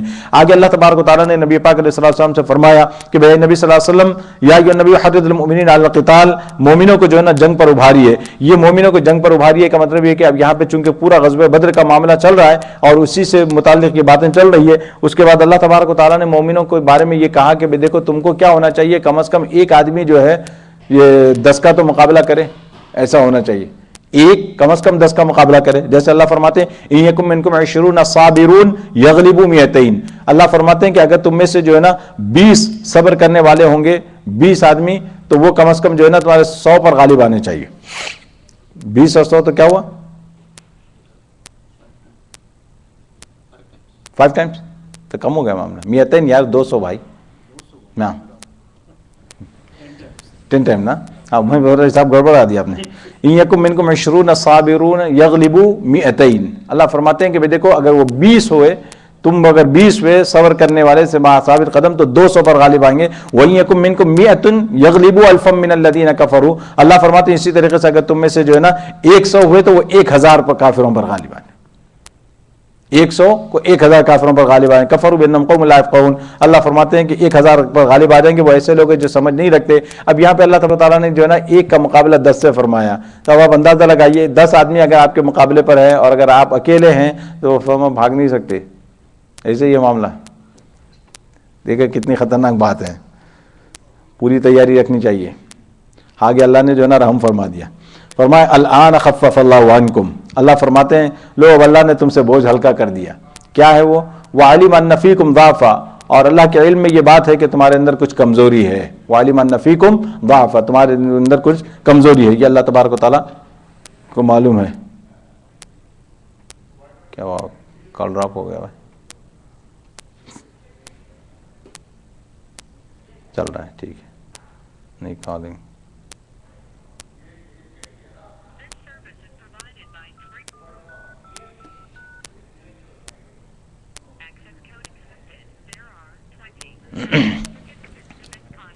ایک دم کال ڈراپ ہو گیا تھا, تو یہ اللہ تبارک و تعالیٰ فرماتے ہیں اللہ خفف اللہ عنکم وعلم ان فیکم ضعفا فیکم 100 صابرۃ یغلبوا 200. اب اللہ تبارک و تعالیٰ فرماتے ہیں کہ دیکھو اب اگر تمہارے درمیان جو ہے نا ثابت قدم رہنے والے 100 آدمی ہوں تو وہ 200 پر غالب آئیں گے. ایک کا دو کو تو سنبھال سکتے ہوں گے نا, تو اتنا جو ہے نا اللہ تعالیٰ کا اتنا تو مسلمان کے اندر ہونا چاہیے 1-2 کے مقابلے میں. وہی یکم منکم 1000 یغلبوا 2000 باذن اللہ, اور اگر 1000 ہوں گے تو ظاہر ہے کہ وہ 2000 پر غالب آئیں گے. اور بات یاد رکھیں کہ اللہ تبارک و تعالیٰ نے یہ نہیں کہا کہ بھائی غالب آنا چاہیے یا غالب آئیں, یہ حکم نہیں دیا اللہ تبارک و تعالیٰ نے. یہ اللہ کی بڑی حکمت ہے. اللہ تبارک و تعالیٰ نے یہاں پہ جو صیغے استعمال فرمائی ہے, جس انداز میں بات بیان فرمائی ہے, یا آپ کو یوں بیان کیا گیا کہ ایسا ہونا چاہیے, یعنی مطلب ہے کہ ہو جائے تو بہت اچھی بات ہے, لیکن لازم نہیں ہے. یہ بھی یہ حکم کے درجے میں نہیں ہے. ورنہ آپ بولیں گے کہ بھائی کبھی ٹھنڈر بینڈر ہو جائے معاملہ، کبھی اترنا پڑ جائے، اور آپ دیکھا کہ وہاں پہ 2 آدمی سامنے، آپ اکیلے بولے ٹھیک ہے اب تو چل سکتی گاڑی. نہیں، یہ اس کے لیے نہیں ہے، یہ انڈیویجولس کے لیے بات نہیں ہو رہی ہے، یہاں پہ فوج کی بات ہو رہی ہے. یہ لشکر کی بات ہو رہی ہے، فوجوں کا جو آپس میں مقابلہ ہوتا ہے، یہ اس کے لیے اللہ تبارک تعالیٰ بیان فرماتے ہیں. اس کو ذرا ذہن میں رکھیں کہ ایسا نہ ہو کہ آپ بھی جو ہے نا آستین چڑھا کے شروع ہو جائیں کہ بھئی 2 ہیں تو 2 تو کام آ جائیں گے، کوئی مسئلہ. اس کو ذرا آگے اللہ تبارک تعالیٰ فرماتے ہیں کہ ما کان لنبی ان یکون لہ اسریٰ حتی یثخن فی الارض. اب آپ دیکھیں اللہ تبارک تعالیٰ فرماتے ہیں کہ یہ بات کسی نبی کے شایع نشان نہیں کہ اس کے پاس قیدی رہیں جب تک کہ وہ زمین میں دشمنوں کا خون اچھی طرح نہ بہا چکا ہو. یہ جو ہے اب یہاں سے وہ بات شروع ہو رہی ہے کہ جب جنگ بدر ختم ہوئی اور ان کے مقتول قتل کیے گئے، اسی طریقے سے 70 جو ہے نا قید ہو کر آئے، 70 ان کے قیدی بنے. تو اب یہ قیدی جو تھے ان کے ساتھ کیا معاملہ کیا جائے، یہ بات آ گئی تھی. تو اس معاملے کے لیے آپس میں صحابہ کرام سے نبی پاک علیہ الصلوۃ والسلام نے مشورہ کیا کہ بھئی کیا کرنا چاہیے. تو صحابہ کی رائے مختلف ہوئی. بہت سے صحابہ نے یہ کہا کہ بھئی دیکھیے اس وقت ہمارے مالی حالات ایسے نہیں ہیں کہ ہمارے مالی حالات بھی کمزور ہیں، اگر ہم فدیہ لے کر ان کو چھوڑ دیں گے تو اس کا ایک فائدہ یہ ہوگا کہ مسلمانوں کی ایک مالی مدد ہو جائے گی، اور دوسرے اعتبار سے یہ ہوگا کہ ان کے دلوں میں ہماری طرف سے جو ہے نا کچھ نرمی پیدا ہوگی، جس کی وجہ سے آگے چل کر چانس ہے کہ یہ اسلام قبول کر لیں. ایک ان کے پہلو یہ تھا. لامحالہ اب آپ دیکھیں طبیعتوں کا لحاظ کرتے ہوئے جس طرح سے صحابہ کرام کی جو مزاج سے ہم واقف ہیں اس کو دیکھتے ہوئے آپ سوچ سکتے ہیں اگر ابو بکر اور عمر کو میں دونوں کو الگ الگ رکھوں تو یہ کس کی رائے ہو سکتی ہے. ابو بکر، ظاہر حضرت ابو بکر کی رائے یہ تھی. اور دوسری رائے کیا تھی صحابہ کی؟ انہوں نے کہا کہ یہ ابھی ہمارے قابو آئے ہیں، یہ کفر کے سردار ہیں، ان کو مار مار کے ان کو یہیں پہ بھی ختم کر دیں تاکہ کفر کا جو ہے نا وہ سر ٹوٹے، آئندہ کے لیے ان کی ہمتیں نہ ہوں کہ مسلمانوں کی طرف آنکھ اٹھا کے دیکھ سکیں. اور انہوں نے ہمیں اتنی تکلیفیں پہنچائی ہے، سب کچھ جو ہے نا سب ملا کے جو ہے نا انہوں نے جو مشورہ دیا وہ حضرت عمر اور سعد بن معاذ رضی اللہ تعالیٰ عنہ ادھر تھے. ان دونوں نے حضرات نے مشورہ دیا کہ یا رسول اللہ ان کو تو ختم کر بس، اور یہ ہمیشہ کے لیے. اور وجہ یہی تھی کہ معاملہ یہی تھا کہ اب دونوں رائے ایسی تھی. اللہ کے رسول صلی اللہ علیہ وسلم فرماتے ہیں کہ بھئی معاملہ یہ تھا کہ اگر یعنی ابو بکر اور عمر کو آپ صلی اللہ علیہ وسلم نے فرمایا کہ بھئی اگر تم دونوں کسی ایک رائے پر متفق ہو جاتے تو میں تمہاری رائے کی مخالفت نہیں کرتا، لیکن تمہاری رائے اب الگ الگ ہو گئی ہے، ابو بکر کچھ کہہ رہے ہیں، عمر کچھ کہہ رہے ہیں، اب کیا کیا جائے. تو اس وقت اللہ کے رسول صلی اللہ علیہ وسلم نے پہ غور کیا، پھر مشورہ دیکھا، پھر آپ صلی اللہ علیہ وسلم چونکہ نبی پاک علیہ الصلوۃ والسلام نے مسلمانوں کے فائدے کو سامنے رکھتے ہوئے آپ صلی اللہ علیہ وسلم نے بھی اسی بات کو ترجیح دی کہ فدیہ لے کر ان کو چھوڑ دیا جائے. تو یہ معاملہ آیا. جب یہ بات اس بات کو جب ترجیح دی اللہ کے رسول صلی اللہ علیہ وسلم نے، اللہ تبارک و تعالیٰ کے یہاں کوئی دوسرا فیصلہ تھا.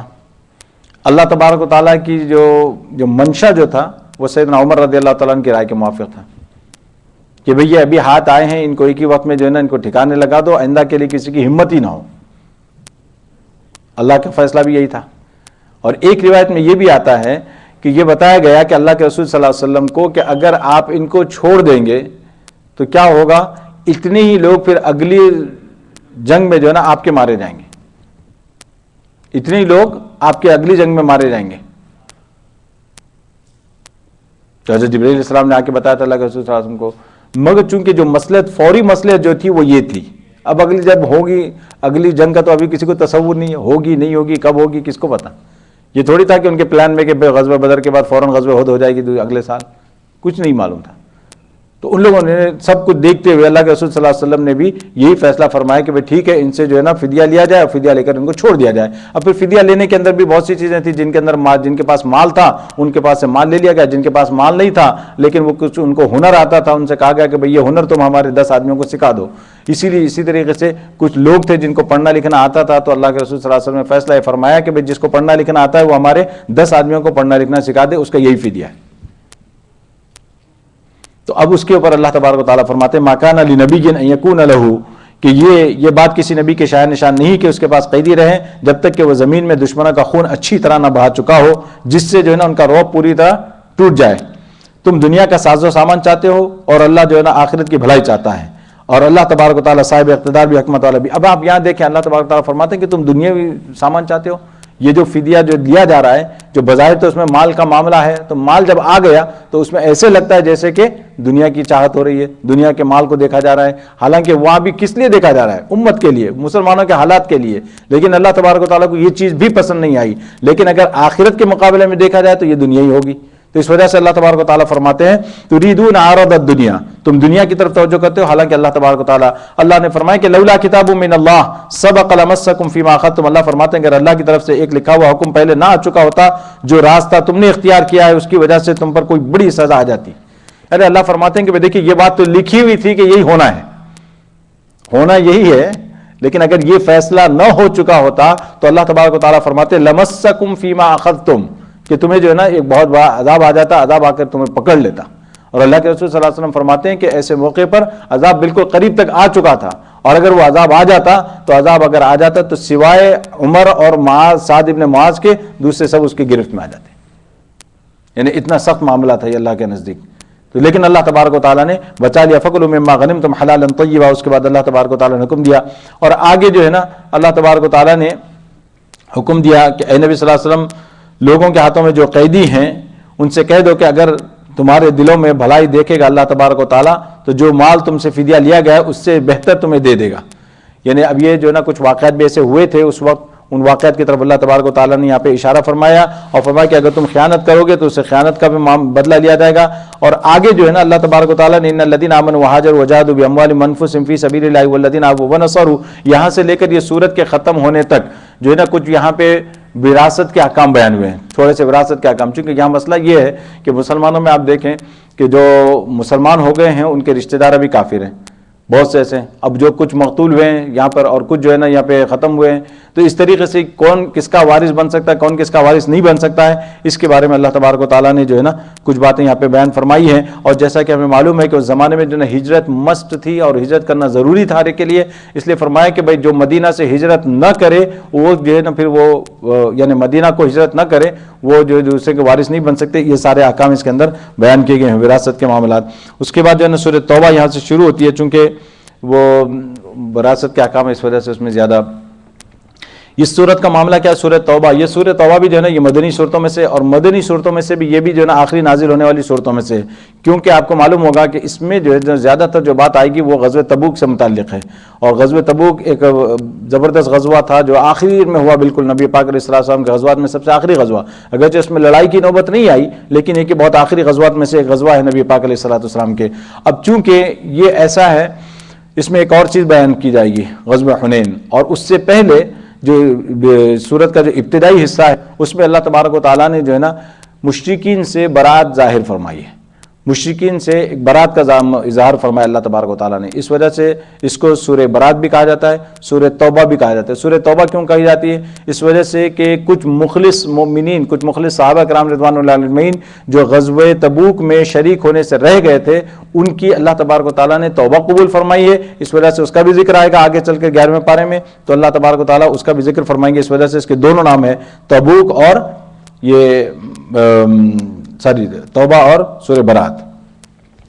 یہاں پہ جو ہے اس صورت کے اندر شروع میں کچھ 4 قسم کے لوگ بیان کیے گئے ہیں، خدا ایسے کنفیوزنگ ہے معاملہ، اس وجہ سے جو ہے نا میں کوشش کروں گا کہ بھائی میں خود پہلے سمجھ لوں اس کو بولتے بولتے، اور سمجھ میں آ جائے گی تو بات ٹھیک ہے، ورنہ جو ہے نا آگے چلتے ہیں۔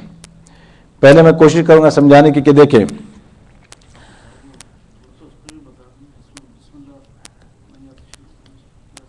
وہ تو بہت پرانا ہوگا، چلتے ہیں یہ سن لو ذرا انشاءاللہ۔ چاہے اس کی جو ہے یہ پورے قرآن میں یہی ایک صورت ہے جس کی ابتدا میں آپ کو بسم اللہ نہیں ملے گی، بسم اللہ جو ہے نا اس کے ساتھ نازل بھی نہیں ہوئی اور اس کے ساتھ لکھی بھی نہیں گئی۔ حضرت سیدنا عثمان غنی رضی اللہ تعالیٰ عنہ جب آپ کے زمانے میں قرآن مجید ترتیب دیا جا رہا تھا تو آپ نے جو ہے نا اس کو جب دیکھا کہ بھئی اس کی ابتدا میں بسم اللہ نہیں ہے، ٹھیک ہے، اب بسم اللہ اس کی ابتدا میں نہیں ہے تو اس کو کیا کیا جائے؟ اب آپ دیکھتے رہے کہ بھئی کیا یہ مستقل صورت ہے یا کسی صورت کا حصہ ہے؟ یہ بہت بڑا سوال تھا، یہ مستقل صورت ہے یا ایک صورت کا حصہ ہے؟ سمجھ رہے ہیں بات کو؟ کیونکہ اگر یہ مستقل صورت ہوتی تو اس میں بسم اللہ ہونی چاہیے تھی، اگر یہ کسی صورت کا حصہ ہے تو ہمیں معلوم ہونا چاہیے تھا کس کا حصہ ہے، اب یہ بھی ہمیں معلوم نہیں ہو سکا یہ کس کا حصہ ہے۔ تو اس وجہ سے جو ہے نا یہ اصل سوال کیا تھا حضرت عبداللہ ابن عباس رضی اللہ عنہ نے حضرت عثمان رضی اللہ عنہ سے کہ بھائی آپ نے یہ کیوں رکھا ہے اس طرح سے؟ یعنی آپ نے ایک تو بسم اللہ وہاں نہیں لکھی، اور دوسرے یہ کہ آپ نے ترتیب کیوں بدل دی؟ ترتیب کیسے بدل دی؟ آپ دیکھیں جو سورے شروع ہو رہے ہیں کون سے، بقرہ، آل عمران، نساء، یہ سب جو سورے آ رہے ہیں نا لائن سے، مائدہ وغیرہ، اب آپ دیکھیں وہ سوروں کی ترتیب دیکھیں، اس میں جو ہے نا 100 سے زائد آیتیں ہیں، بڑی بڑی صورتیں کہلاتی ہیں، مین کہلاتی ہیں، 200 جو اسے صورتوں کے اندر آیتیں ہیں۔ اب یہ جو صورت آئی ہے بیچ میں، اس سے پہلے سورہ انفال، چھوٹی صورت ہے۔ تو حضرت عبداللہ بن عباس نے پوچھا کہ بھائی آپ نے یہ کیا کیا کہ بھئی چھوٹی صورت کو آپ نے پہلے رکھ دیا اور پھر جو ہے نا وہ بڑی صورت کو آپ نے بعد میں کر دیا؟ تو ترتیب کے اعتبار سے سورہ توبہ کو پہلے آنا چاہیے تھا، سورہ انفال کو بعد میں آنا چاہیے تھا۔ تو اس میں حضرت عثمان رضی اللہ تعالیٰ نے ان کو یہ سمجھایا، یہ بات، یہ ایکسپلینیشن دی انہوں نے کہ بھئی اس میں کوئی صورت میں بسم اللہ نازل نہیں ہوئی تھی، اس وجہ سے جو ہے نا ہم نے بسم اللہ نہیں لکھی۔ پھر اس کے بعد ہم نے دیکھا کہ بھئی یہ ضرور کسی صورت کا یہ تتمہ ہے، کسی صورت کا یہ اس کے ساتھ کنٹینیوشن ہے، تو کس کا ہے؟ تو سب کو دیکھنے کے بعد، غور کرنے کے بعد معلوم ہوا کہ بھئی یہ سورہ انفال کا تتمہ ہو سکتا ہے، کیونکہ مضامین جو چلے آ رہے ہیں وہی مضامین یہاں پہ بھی کنٹینیو ہوتے ہیں۔ اس وجہ سے حضرت عثمان رضی اللہ عنہ نے فرمایا کہ بھئی ہم نے اس کو اس طریقے سے رکھا۔ اب سوال یہ پیدا ہوا کہ بھئی آپ نے پھر اس کی ترتیب کیوں بدل دی؟ انفال کو بعد میں لے آتے، توبہ کو پہلے رکھتے، تو آپ نے فرمایا کہ وہ اس کا تتمہ ہے، اس لیے اس کو پہلے آنا ضروری تھا، انفال کو پہلے آنا ضروری تھا۔ اور پھر فرمایا کہ بھئی ترتیب نزولی کو بھی اگر ہم دیکھتے ہیں تو انفال پہلے نازل ہوئی ہے، سورہ توبہ تو آخر کی صورت ہے بالکل، اس وجہ سے حضرت عثمان رضی اللہ عنہ نے فرمایا کہ ہم نے اس کو آخر میں رکھا۔ یہ اس طرح سے آپ نے اس کو سمجھایا۔ اور یہاں پہ جو وہ ایک روایت ہے کہ بھئی اللہ تبارک تعالیٰ اس صورت میں بہت غصے میں ہے، اس وجہ سے بسم اللہ نازل نہیں ہوئی، یہ غلط ہے، یہ بے بنیاد بات ہے، اس سے اس کا کوئی تعلق نہیں ہے۔ وہ حقیقت یہ ہے کہ اللہ کے رسول صلی اللہ علیہ وسلم نے اس میں بسم اللہ نہیں لکھوائی، اس وجہ سے۔ ایک بات البتہ یہ ہو سکتی ہے تاریخی اعتبار سے، وہ یہ کہ عربوں کا یہ دستور رہا ہے کہ جب ان کے پاس کسی سے کوئی معاہدہ ہو تو اس معاہدے کو جب ختم کیا جاتا ہے تو اس معاہدے کے ختم کرنے کے لیے جو تحریر وغیرہ لکھی جاتی تھی اس میں جو ہے نا اس طرح کے کوئی الفاظ یا کوئی تمہیدی کلمات نہیں ہوتے تھے، بسم اللہ یا کوئی تمہیدی کلمات وغیرہ اس طرح کے نہیں ہوتے تھے، سیدھا اسٹریٹ تو وہ جو ہے نا وہاں سے بات شروع ہو جاتی تھی۔ تو یہاں بھی اللہ تبارک و تعالیٰ نے ایسے ہی کیا، براۃ من اللہ و رسول، اسٹریٹ بات شروع کی ہے، یعنی پہلے اللہ کی تعریف نہیں بیان کی، قرآن کا کوئی ذکر نہیں آیا، نبی کا کوئی ذکر نہیں آیا، کچھ نہیں۔ تو اس لیے بھی اللہ تبارک و تعالیٰ نے ڈائریکٹ اس طرح سے شروع کیا، تو وہ ان کے اس عرب کے دستور کے موافق جو ہے نا یہاں پہ اللہ تبارک و تعالیٰ نے بسم اللہ نازل نہیں کی۔ یہ ایک تاریخی طور پر ہو سکتی ہے بات، ورنہ وہ بات درست نہیں ہے جس میں یہ کہا گیا کہ بھائی وہ، ویسے تو اور بھی صورتیں آپ کو ملتی ہیں کہ جس میں جو ہے نا قتال کا ذکر کیا گیا ہے، الذین کفروا وصدوا عن سبیل اللہ، یعنی دوسری جگہوں پر آپ کو ملے گا، تو اس سے اس کا کوئی تعلق نہیں ہے۔ تو بسم اللہ نہ لکھنے کی جو وجہ ہے وہ یہ۔ اور رہی بات یہ کہ بھائی بسم اللہ نہیں پڑھنے کا، اس میں بھی یہی ہے کہ اگر آپ سورہ انفال ختم کر کے سورہ توبہ شروع کرتے ہیں تو درمیان میں بسم اللہ نہیں پڑھی جائے گی، لیکن اگر آپ کی تلاوت یہیں سے شروع ہو رہی ہے تو پھر اعوذ باللہ بسم اللہ دونوں پڑھیں گے۔ اور بعض قرآنوں میں جو ہے نا اعوذ باللہ من حال النار من حال اہل النار ایسا کچھ دعا لکھی ہوتی ہے بازو، وہ پڑھ کے شروع کریں، وہ بھی بے بنیاد ہے، اس کی بھی کوئی یہ نہیں ہے، دلیل نہیں ہے۔ تو اگر آپ یہاں سے شروع کریں گے تو اعوذ باللہ بسم اللہ پڑھیں گے، اور اس کے بعد بھی سورت کے درمیان سے بھی کہیں سے بھی پڑھیں گے تو عام صورتوں کی طرح اس کا حکم ہے۔ صرف بسم اللہ اس وقت نہیں پڑھیں گے جب آپ سورہ انفال ختم کریں اور توبہ شروع ہو رہی ہو۔ ٹھیک ہے، چلیں۔ اچھا، ایک اس میں دیکھیں، پہلے اصل بات تو اس میں جو ہے نا وہ جو معاہدہ تھا مشرکین کے ساتھ، وہ معاہدے کا بھی خلاصہ ہمارے ذہن میں ہو کہ یہ معاہدہ کب کا ہے۔ یہ معاہدہ آپ کو یاد ہوگا حدیبیہ کے موقع پر، کہ سن 6 ہجری میں جو معاہدہ ہوا تھا کہ مسلمان اس وقت واپس چلے جائیں، اگلے سال واپس آئیں تو اپنا جو ہے نا عمرہ پورا کر سکتے ہیں، وہ جو معاہدہ ہوا تھا، اور وہ معاہدے کی مدت تھی 10 سال۔ 10 سال تک آپس میں کوئی جنگ نہیں ہوگی، لڑائی نہیں ہوگی، یہ معاملہ تھا۔ تو اللہ تبارک و تعالیٰ کو معلوم تھا کہ بھئی یہ 10 سال جو ہے نا، یہ ان لوگوں نے تو ایسے معاہدہ کر لیا لیکن یہ 10 سال وہ ہے ہی نہیں، تو اس وجہ سے جو ہے نا ایک جو ہے یہ معاملہ تھا، ان کے 10 سال کی مدت تھی، یہ بہت بڑی لمبی مدت تھی۔ اسی دوران جو ہے نا کچھ بدعہدی ہوئی ان سے، قریش سے۔ قریش سے بدعہدی کیسے ہوئی کہ ایک جو ہے نا وہاں پہ آپس میں ایک دوسرے کے حلیف قبیلے بھی تھے، جیسے کہ قریش کے ساتھ بنو بکر تھے، اور جو ہے نبی پاک علیہ الصلوۃ والسلام یعنی مسلمانوں کے ساتھ جو ہے نا وہاں پہ بنو خزاعہ جو تھے وہ مسلمانوں کے ساتھ تھے۔ تو یہاں پر ہوا یہ کہ بنو بکر نے جو ہے نا بنو خزاعہ پر حملہ کر دیا، بنو خزاعہ پر حملہ کر دیا۔ ان لوگوں نے یہ سوچا کہ بھئی ہم مکہ میں ہیں اور وہ مدینے میں ہیں، ان کو کب اطلاع ہوگی، ان کو اطلاع نہیں ہوگی۔ اس طریقے سے جو ہے یہاں پہ انہوں نے بدعہدی کی، اور پھر جیسے مشرکین نے جو ہے نا بنی بکر جو ان کے حلیف تھے ان کا انہوں نے ساتھ دیا، تو یہ تو بدعہدی ہوئی۔ تو اب وہ بدعہدی 3-4 مہینے کے اندر ہی ہو گئی، 10 سال کے معاہدہ ہوا، 3-4 مہینے کے اندر ہی یہ کام ہو گیا. تو اب یہ جو ہے نا یہ سارے مسائل جو ہے نا یہاں سے شروع ہوتے ہیں. تو یہ کیوں برات اللہ تبارک و تعالیٰ نے ظاہر فرمائی کہ اسی طرح سے معاہدے کریں گے، معاہدے توڑتے رہیں گے. تو اللہ نے فرمایا کہ اب ان سے پورے طور پر آپ برات ظاہر کر دیں اپنی. تو اس میں جو ہے کچھ قسمیں بنتی ہیں جن سے معاہدے ہوئے تھے. ایک قسم تو وہ بنی کہ جن کے ساتھ معاہدہ ہوا تھا، اچھا یوں کہہ لیں، پہلا نمبر اس کا لے لیں کہ جن کے ساتھ جو ہے نا جنگ بندی کا کوئی معاہدہ نہیں ہوا، جن کا کوئی معاہدہ نہیں ہے آپ سے جنگ بندی کا، ایسے لوگوں کو 4 مہینے کی مہلت دی گئی کہ بھئی 4 مہینے آپ کے پاس ہیں، 4 مہینے میں آپ جو ہے نا یہ علاقہ خالی کر دیں. ٹھیک ہے، یہ ایک ہو گیا. اب دیکھیں دوسرے نمبر پر کون ہے؟ جن کے ساتھ معاہدہ تو تھا جنگ بندی کا لیکن مدت متعین نہیں تھی. جیسا کہ ابھی میں نے کہا کہ ان کے ساتھ 10 سال کی مدت تھی، یہاں پہ کسی کے ساتھ مدت متعین نہیں تھی. تو ان کے بارے میں کیا کہا؟ شریعت نے کہا کہ بھائی یہ معاہدہ بھی جو ہے نا 4 مہینے تک جاری رہے گا. ان کا معاہدہ بھی 4 مہینے تک. تو اب 2 لوگ ہو گئے 4 مہینے والے، جن کے ساتھ کوئی معاہدہ نہیں تھا اور جن کے ساتھ معاہدہ تھا لیکن مدت متعین نہیں تھی. تو یہ دونوں کے لیے 4 مہینے متعین ہو گئے. اب تیسرے نمبر پر دیکھیں، تیسری قسم وہ تھی کہ جنہوں نے معاہدہ تو کیا تھا اور بدعہدی کر دی تھی، یہ والے لوگ تھے جی. تو ان کو جو ہے اللہ تبارک و تعالیٰ نے ان کے لیے کیا فرمایا؟ ان کا معاملہ تو یہ تھا کہ ان کو ابھی اسی وقت اس کی سزا دی جاتی، ابھی اسی وقت، کیونکہ انہوں نے معاہدہ توڑا. معاہدہ توڑنے کے بعد آپ جو ہے نا معاہدے سے فری ہو جاتے ہیں، بری ہو جاتے ہیں، ختم. تو طریقہ یہ تھا کہ ان کو ابھی اسی وقت مارا جاتا، اسی وقت ان کو قتل کیا جاتا، ان کو سزا دی جاتی. لیکن یہ اشہر حرم چل رہے تھے، حرمت والے مہینے چل رہے تھے. تو وہاں پہ قرآن نے کہا کہ بھائی یہ جو شہر حرام ہے یہ ختم ہونے تک ان کو مہلت ہے. جیسے یہ مہینے ختم ہوں گے پھر ان کے بعد جو ان کی پٹائی کی جائے گی، ان کو مارا جائے گا، ان کو پیٹا جائے گا. اب دیکھیں پھر اس کے بعد ایک وہ لوگ تھے جن کے ساتھ معاہدہ ہوا تھا اور وہ معاہدہ کسی خاص مدت تک تھا، اور اس میں بنی مدلج وغیرہ کے نام آتے ہیں کہ ان کے ساتھ جو معاہدہ ہوا تھا اس میں 9 مہینے باقی رہ گئے تھے، 9 مہینے ان کے باقی رہ گئے تھے. تو قرآن نے کہا کہ ان کی کیونکہ بدعہدی اگر ان کی طرف سے نہیں ہوئی ہے تو اس وجہ سے ان کا وقت پورا ہو جانے دیجیے. اگر بدعہدی ہوئی ہے تو ان کا بھی پھر معاملہ ابھی یہیں پہ ختم. تو یہ جو ہے نا 4 قسم کی کیٹیگریز ہیں اس میں. اس وجہ سے اب یہ قرآن کی جو آیتیں آتی ہیں یہاں پہ، ان آیتوں کے اندر ان میں آپ کو دیکھنا ہوگا کہ یہ کون سے گروہ سے بات ہو رہی ہے، کس گروہ کے متعلق یہ بات کی جا رہی ہے. اگر یہ ہوگا تو پھر قرآن کی آیتوں پہ اشکال نہیں ہوگا. اس میں جو ہے نا یہ نہ ہونے کی وجہ سے، تفصیلات سامنے نہ ہونے سے یہ اشکال ہوتا ہے. خاص طور پہ وہ جو آیت ہے کہ بھئی یہ جہاں ملے ان کو پکڑو، مارو، قتل کرو اور ان کے گھات لگا کر ان کا نشانہ بناؤ، یہ جو آیتیں آتی ہے اس میں عموماً جو وہ ہوتا ہے کہ بھئی جیسے کہ بار بار میڈیا بھی آپ کو کوٹ کرتا ہے کہ بھئی یہ کس قسم کی آیت ہے، یہ کیسا قرآن ہے تمہارا، یہ تو مار پیٹ کی بات کرتا ہے، قتل کی بات کرتا ہے. تو یہ ہے وہ. اور دنیا کے اندر آج بھی یہ قانون ہے کہ بھئی اگر جو ہے نا آپ معاہدے سے ہٹ جاتے ہیں، معاہدے کو توڑ دیتے ہیں تو پھر کوئی ذمہ داری نہیں ہوتی ان کی، معاہدہ تم نے توڑا ہے. ٹھیک ہے، تو انشاءاللہ اس کو جو ہے نا ذرا ہاضمہ اچھا رکھیں ہم نا.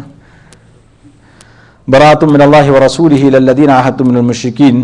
اللہ تبارک و تعالیٰ فرماتے ہیں کہ اللہ اور اس کے رسول کی طرف سے دستبرداری کا اعلان ہے ان تمام مشرکین کے خلاف جن سے تم نے معاہدہ کیا ہوا ہے. اب آپ دیکھیں ان تمام مشرکین کے خلاف جن سے تم نے معاہدہ کیا ہوا ہے.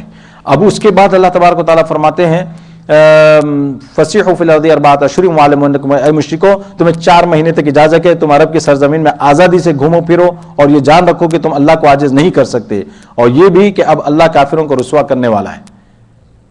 تو اس سے کیا بتا دیا؟ ان کی مہلت متعین ہو گئی کہ بھئی تم کو کتنی مہلت دی گئی ہے؟ 4 مہینے کی مہلت دی گئی ہے.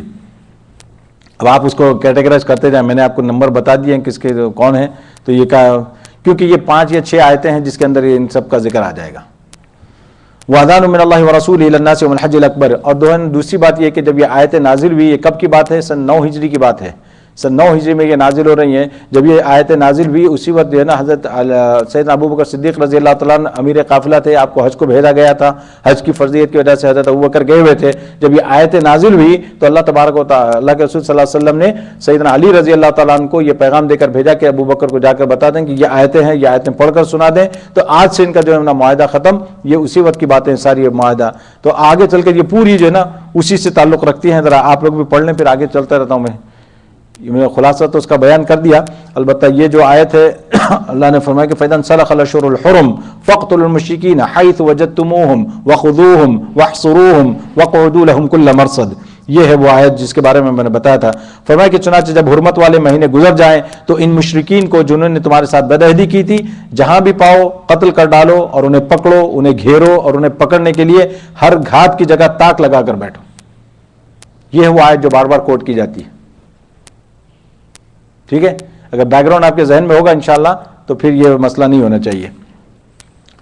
یہ ہمارا بھی معاملہ یہ ہوتا ہے نا کہ ہم بڑے پہلے ڈیفینسو موڈ میں آ جاتے ہیں کہ بھائی نہیں پتہ نہیں کیا ہے, نہیں یہ غلط ہے, ایسا نہیں ہو سکتا, کچھ اور بات ہوگی, کچھ اور کہا ہوگا قرآن نے, تم نے ترجمہ غلط کر لیا ہوگا. نہیں بھائی, وہ آپ کو آپ کا ہی ترجمہ لا کے دکھائے گا, دیکھو یہ تمہارے آدمی نے کیا ہے ترجمہ. مگر یہ کہ اگر آپ کو بیک گراؤنڈ نہیں معلوم ہوگا, اس کی تفسیر نہیں معلوم ہوگی تو پھر یہ معاملے پیدا ہوتے ہیں. اللہ فرماتے ہیں فَإِن تَابُوا وَأَقَامُوا الصَّلَاةَ وَآتَوُا الزَّكَاةَ فَخَلُّوا سَبِيلَهُمْ إِنَّ اللَّهَ غَفُورٌ رَحِيمٌ. اللہ تبارک و تعالیٰ نے فرمایا کہ ہاں اگر وہ توبہ کر لیں اور نماز قائم کریں اور زکوٰۃ کریں تو ان کا راستہ چھوڑ دو.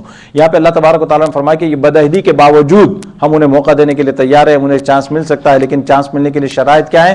پہلے تو توبہ کر لیں. توبہ کرنے کے توبہ کی ایک ایسی چیز ہے, توبہ جو ہے نا آپ کی دل کی کیفیت ہے, اس کا اظہار کیسے ہوگا؟ اللہ نے فرمایا کہ نماز کو قائم کرو اور زکوٰۃ بھی دیں, تو ہمیں پتہ لگے گا کہ ہاں اب یہ اس کمیونٹی کے ممبر بن چکے ہیں. اللہ تبارک و تعالیٰ فرماتے ہیں کہ فخلوا سبیلہم, ان کا راستہ چھوڑو. اس کے بعد اللہ نے فرمایا کہ وَإِنْ أَحَدٌ مِّنَ الْمُشْرِكِينَ اسْتَجَارَكَ, اور اگر مشرکین میں سے کوئی تم میں سے پناہ مانگے تو اسے اس وقت تک پناہ دو جب تک وہ اللہ کا کلام سن لے, پھر اسے اس کے امن کی جگہ پہنچا دو. اللہ تبارک و تعالیٰ فرماتے ہیں کہ دیکھیے اگر تمہارے پاس جو ہے نا کوئی یہ لے کر آنا چاہے مزید مہلت مانگے کہ بھئی ٹھیک ہے ہمارے معاہدے کی مدت تو پوری ہو چکی لیکن ہم کچھ مزید مہلت چاہتے ہیں, وہ اس کی مزید مہلت کیوں؟ مزید مہلت اس وجہ سے کہ ہم فیصلہ کرنا چاہتے ہیں, فیصلہ کرنے کے لیے وقت مانگ رہے ہیں. ہمیں دیکھنا ہوگا کہ بھئی کیا ہم اسلام قبول کریں یا پھر جزیہ دینے کے لیے تیار ہو جائے, ہمیں کیا کرنا ہوگا, ہم دیکھ رہے ہیں.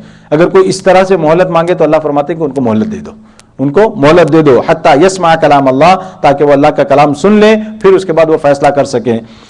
ثم ابلغوا مأمنا, اس کے بعد اللہ فرماتے ہیں کہ پھر ان کو ان کی مامون جگہوں پر, امن والی جگہوں پر ان کو پہنچا دو. اس کے بعد اللہ نے فرمایا آگے کیف یکون للمشرکین عہد عند اللہ وعند رسولہ, ان مشرکین سے اللہ اور اس کے رسول کے ساتھ کوئی معاہدہ کیسے باقی رہ سکتا ہے؟ البتہ جن لوگوں سے تم نے مسجد حرام کے قریب معاہدہ کیا ہے, یہ سب وہی ہے کہ دوسری تیسری جماعت, چوتھی پانچویں جماعت, یہ کیٹیگری جو ان کی بیان ہو رہی ہے. کیف وَإِنْ يَظْهَرُوا عَلَيْكُمْ لَا يَرْقُبُوا فِيكُمْ إِلًّا وَلَا ذِمَّةً. اللہ تبارک و تعالیٰ اس میں آگے فرماتے ہیں لیکن دوسرے مشرکین کے ساتھ کیسے معاہدہ برقرار رہ سکتا ہے, جبکہ ان کا حال یہ ہے کہ اگر کبھی تم پر غالب آ جائیں تو تمہارے معاملے میں نہ کسی رشتہ داری کا خیال کریں اور نہ کسی معاہدے کا.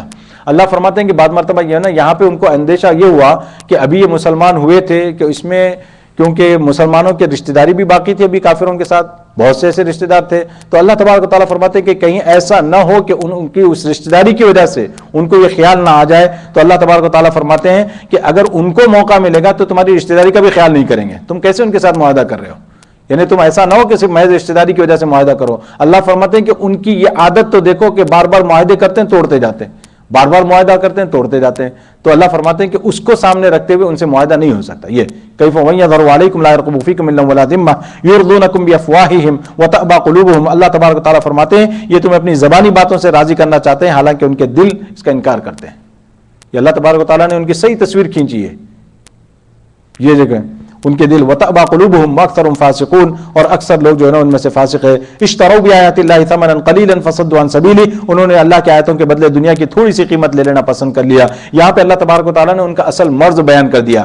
اصل مرض کیا تھا؟ حب الدنیا. یہ حب الدنیا جو ہے نا, دنیا کی محبت جو ہے, یہ ان کا اصل مرض تھا جس کی وجہ سے یہ چیز ان کو کرنے کی نوبت آئی اور یہاں تک وہ پہنچے. انہم ساء ما كانوا يعملون, کتنا برا سودا کیا انہوں نے. لا يرقبون في مؤمن الا ولا ذمة واولئك هم المعتدون. یہاں پہ پھر وہی بات ہے, اللہ تبارک و تعالیٰ نے دوبارہ جو ہے نا یہ کیا پھر فرمایا فَإِن تَابُوا وَأَقَامُوا الصَّلَاةَ وَآتَوُا الزَّكَاةَ فَإِخْوَانُكُمْ فِي الدِّينِ. یہاں بھی پھر وہ تین شرطیں لگا دی اللہ تبارک و تعالیٰ نے کہ اگر وہ توبہ کرے, نماز قائم کرے, زکوٰۃ دے تو پھر وہ تمہارے دین کے اندر تمہارے بھائی شمار ہو گئے.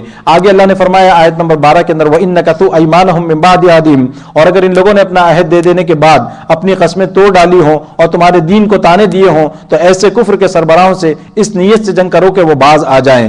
یعنی دیکھیں یہاں پہ جو ہے نا اللہ تبارک و تعالیٰ نے یہاں پہ یہ بات بتائی کہ اب یہ جو دوسرے قبیلے ہیں ان کے ساتھ اللہ تبارک و تعالیٰ فرماتے ہیں وَإِن نَكَثُوا أَيْمَانَهُمْ، اگر وہ اپنی قسموں کو توڑ دیتے ہیں اس کے بعد کہ ان سے معاہدہ ہو چکا ہے، اور دوسرے نمبر پر اللہ نے فرمایا وَطَعَنُوا فِي دِينِكُمْ، اور تمہارے دین میں تانے بھی دگاتے ہیں، فَقَاتِلُوا أَئِمَّةَ الْكُفْرِ، اللہ تبارک و تعالیٰ فرماتے ہیں کہ پھر تم اس کفر کے سرداروں سے تم مقابلہ کرو، کفر کے اماموں سے تم مقابلہ کرو، إِنَّهُمْ لَا أَيْمَانَ لَهُمْ لَعَلَّهُمْ يَنْتَهُونَ، اللہ فرماتے ہیں کیونکہ یہ ایسے لوگ ہیں کہ اب ان کی قسموں کا کوئی اعتبار نہیں رہا، ان کی قسموں کا کوئی اعتبار نہیں رہا۔ ایک تو یہ کہ ان قبیلوں میں سے ایک قبیلہ ہو سکتا ہے یہ، یا بعض حضرات نے یہاں پر جو ہے نا تفسیر میں اس میں یہ بھی بات بیان فرمائی ہے، یہ اس طرف اشارہ ہے کہ جو اللہ کے رسول صلی اللہ علیہ وسلم کے بعد جو قبیلے مرتد ہو گئے تھے، جو قبیلے مرتد ہو گئے تھے ان کی طرف اشارہ ہے۔ تو جس سیدنا ابوبکر صدیق رضی اللہ تعالیٰ عنہ نے جن سے قتال کیا، اور جو ہے سیدنا ابوبکر صدیق رضی اللہ تعالیٰ عنہ نے جو قتال کیا اس کے لیے جو ہے نا آپ نے یہ آیت اور اس سے پہلی جو آیتیں یہی آیتیں پڑھ کر آپ نے استدلال کیا۔ جب آپ نے استدلال کیا تو دوسرے صحابہ کو اطمینان ہوا، ورنہ صحابہ کو اس پہ اطمینان نہیں تھا۔ وہ فرماتے تھے سیدنا ابوبکر سے سیدنا عمر جیسی شخصیت وہ آ کے یہ کہتے تھے کہ بھائی آپ کیسے ان سے قتال کریں گے، یہ کلمہ پڑھتے ہیں، نماز پڑھتے ہیں، یہ آپ ان سے قتال کیسے کریں گے؟ تو سیدنا ابوبکر صدیق رضی اللہ عنہ نے یہ آیتیں پڑھ کے کہا کہ بھائی دیکھو یہ استدلال ہے میرا۔ پھر اس کے بعد جو ہے نا تمام صحابہ خاموش ہو گئے کہ حضرت ابوبکر کی جو بات ہے درست ہے۔ آگے فرمایا کہ الا تقاتلون قوما نكثوا ايمانهم وهموا باخراج الرسول، کیا تم ان لوگوں سے جنگ نہیں کرو گے جنہوں نے اپنی قسموں کو توڑا اور رسول کو اپنے وطن سے نکالنے کا ارادہ کیا، اور وہی ہے جنہوں نے تمہارے خلاف چھیڑ چھاڑ کرنے میں پہل کی۔ اللہ فرماتے ہیں کہ تم بھی اب بھی نہیں لڑو گے۔ اتخشونهم، اللہ فرماتے ہیں کیا تم ان سے ڈرتے ہو؟ فاللہ احق ان تخشوا، اگر ایسا ہے تو اللہ اس بات کا زیادہ حق رکھتا ہے کہ تم اس سے ڈرو اگر تم مومن ہو۔ تو اللہ تبارک و تعالیٰ نے جو ہے نا مومنین کو ابھارا ہے، مومنین کو جو ہے یہ غیرت دلائی ہے، اور فرمایا قاتلوہم یعذبہم اللہ بایدیکم ویخزہم وینصرکم علیہم ویشفی صدور قوم مؤمنین۔ یہ آیت بھی بڑی زبردست ہے، فرماتے ہیں ان سے جنگ کرو تاکہ اللہ تمہارے ہاتھوں ان کو سزا دلوائے، انہیں رسوا کرے، ان کے خلاف تمہاری مدد کرے اور مومنوں کے دل ٹھنڈے کر دے۔ اب یہ جو ہے نا آپ بولیں گے کہ بھئی یہ سب جو ہے نا لڑنے مارنے کی باتیں ہو رہی ہے، یہ لڑنے مارنے کی باتیں کن کے ساتھ ہو رہی ہے؟ اس کو ذہن میں رکھیں، بار بار ذہن میں رکھیں، اس وجہ سے میں آپ کو اشارے کر رہا ہوں بار بار تاکہ یہ چیز یہ نہ ہو جائے کہ ذہن سے محو نہ ہو جائے۔ وَيُذْهِبْ غَيْظَ قُلُوبِهِمْ وَيَتُوبُ اللَّهُ عَلَىٰ مَن يَشَاءُ وَاللَّهُ عَلِيمٌ حَكِيمٌ، اور اللہ تبارک و تعالیٰ فرماتے ہیں اور ان کے دل کی کوڑن دور کر دے، اور جس کی چاہے اللہ تبارک و تعالیٰ توبہ قبول فرما لے۔ کیونکہ جو ہے نا یہ معاملہ ایسے ہی ہے، اس کے بعد بھی جو ہے نا بعض مرتبہ ایسا ہوتا ہے کہ یہ لوگ اگر توبہ کر لیں، اگر جو ہے نا اسلام کی طرف لوٹ آئیں تو اللہ تبارک و تعالیٰ فرماتے ہیں کہ اللہ تبارک و تعالیٰ ان کی توبہ قبول کرنے کے لیے تیار ہے۔ اب حسبتم ان تتركوا ولما يعلم الله الذين جاهدوا، کیا بھلا تم نے یہ سمجھ رکھا ہے کہ تمہیں یوں ہی چھوڑ دیا جائے گا، حالانکہ ابھی اللہ تبارک و تعالیٰ نے دیکھا ہی نہیں کہ تم میں سے کون لوگ جہاد کرتے ہیں، اللہ اور اس کے رسول اور مومنوں کے سوا کوئی کسی کو رازدار نہ بنائے۔ یہاں پہ جو ہے نا ایک بات دیکھیں، ام حسبتم والی آیت اس سے پہلے بھی آ چکی سورہ بقرہ کے اندر دوسرے بارے میں، وہاں بھی اللہ تبارک و تعالیٰ نے بات بیان فرمائی تھی ام حسبتم ان تتركوا ولما يعلم الله الذين، یہاں پہ جو ہے نا اللہ نے کیا فرمایا؟ ام حسبتم ان تتركوا ولما يعلم الله، ام حسبتم ان تدخلوا الجنہ، وہاں پہ آیا تھا کہ بھئی تم یہ سمجھتے ہو کہ جنت میں اسی طرح داخل کر دیے جاؤ گے، اور یہاں اللہ تبارک و تعالیٰ فرماتے ہیں کہ بھئی کیا تم ایسے ہی چھوڑ دیے جاؤ گے؟ اس آیت کو ملائیں اور دوسری آیت جو آتی ہے کون سی؟ سورہ عنکبوت کی، الف لام میم احسب الناس ان يتركوا ان يقولوا آمنا وهم لا يفتنون، کیا لوگ ایسے ہی چھوڑ دیے جائیں گے محض اس وجہ سے کہ انہوں نے کہا کہ ہم ایمان لائے؟ فرمایا اللہ تعالیٰ فرماتے ہیں اس کے بعد آزمائے جائیں گے وہ لوگ، ان کو ٹیسٹ لیا جائے گا ان کا کہ بھئی کیسا ایمان ہے تمہارا، کتنا مضبوط ایمان ہے۔ تو اللہ تبارک و تعالیٰ بھی یہاں پہ وہی فرماتے ہیں، اور اللہ نے یہاں پہ ایک بات بڑی زبردست بیان فرمائی ہے، فرمایا کہ وَلَمْ يَتَّخِذُوا مِن دُونِ اللَّهِ وَلَا رَسُولِهِ وَلَا الْمُؤْمِنِينَ وَلِيجًا، فرمایا کہ مومنین کی یہ شان نہیں ہے کہ وہ اللہ اور اس کے رسول اور مومنین کے علاوہ کسی کو اپنا دوست بنائے، یا دوست سے مراد کیا ہے؟ وہی ہے لفظ یہاں پہ ولیجا کا لفظ بیان فرمایا۔ ولیجا یہی لفظ جو ہے نا آپ کو وہاں پہ سورہ آل عمران میں اللہ تبارک و تعالیٰ نے بتانا کے لفظ سے بیان فرمایا تھا، اور وہاں پہ میں نے آپ کو بتایا تھا کہ وہ کپڑا جو کپڑے کے اندر ہوتا ہے جس کو ہم استر کہتے ہیں، جو استر جو ہوتا ہے وہ ولیجا، اور بتانا یہ وہی ہے، یعنی مطلب ہے کہ اپنا رازدار اس کو نہ بنائے، کہ ان کو رازدار نہیں بنایا جا سکتا۔ اس کے بعد اللہ تبارک و تعالیٰ نے اگلا جو رکوع شروع ہو رہا ہے، اگلے رکوع کے اندر بھی اللہ تبارک و تعالیٰ نے اس حقیقت کو واضح فرمایا کہ دیکھیے تعلقات جو ہوتے ہیں، تعلقات کی بنیاد اللہ اور اس کا رسول ہے، اللہ اور اس کے رسول کے تعلقات کی بنیاد ہی پر دوسرے تعلقات ہوں گے۔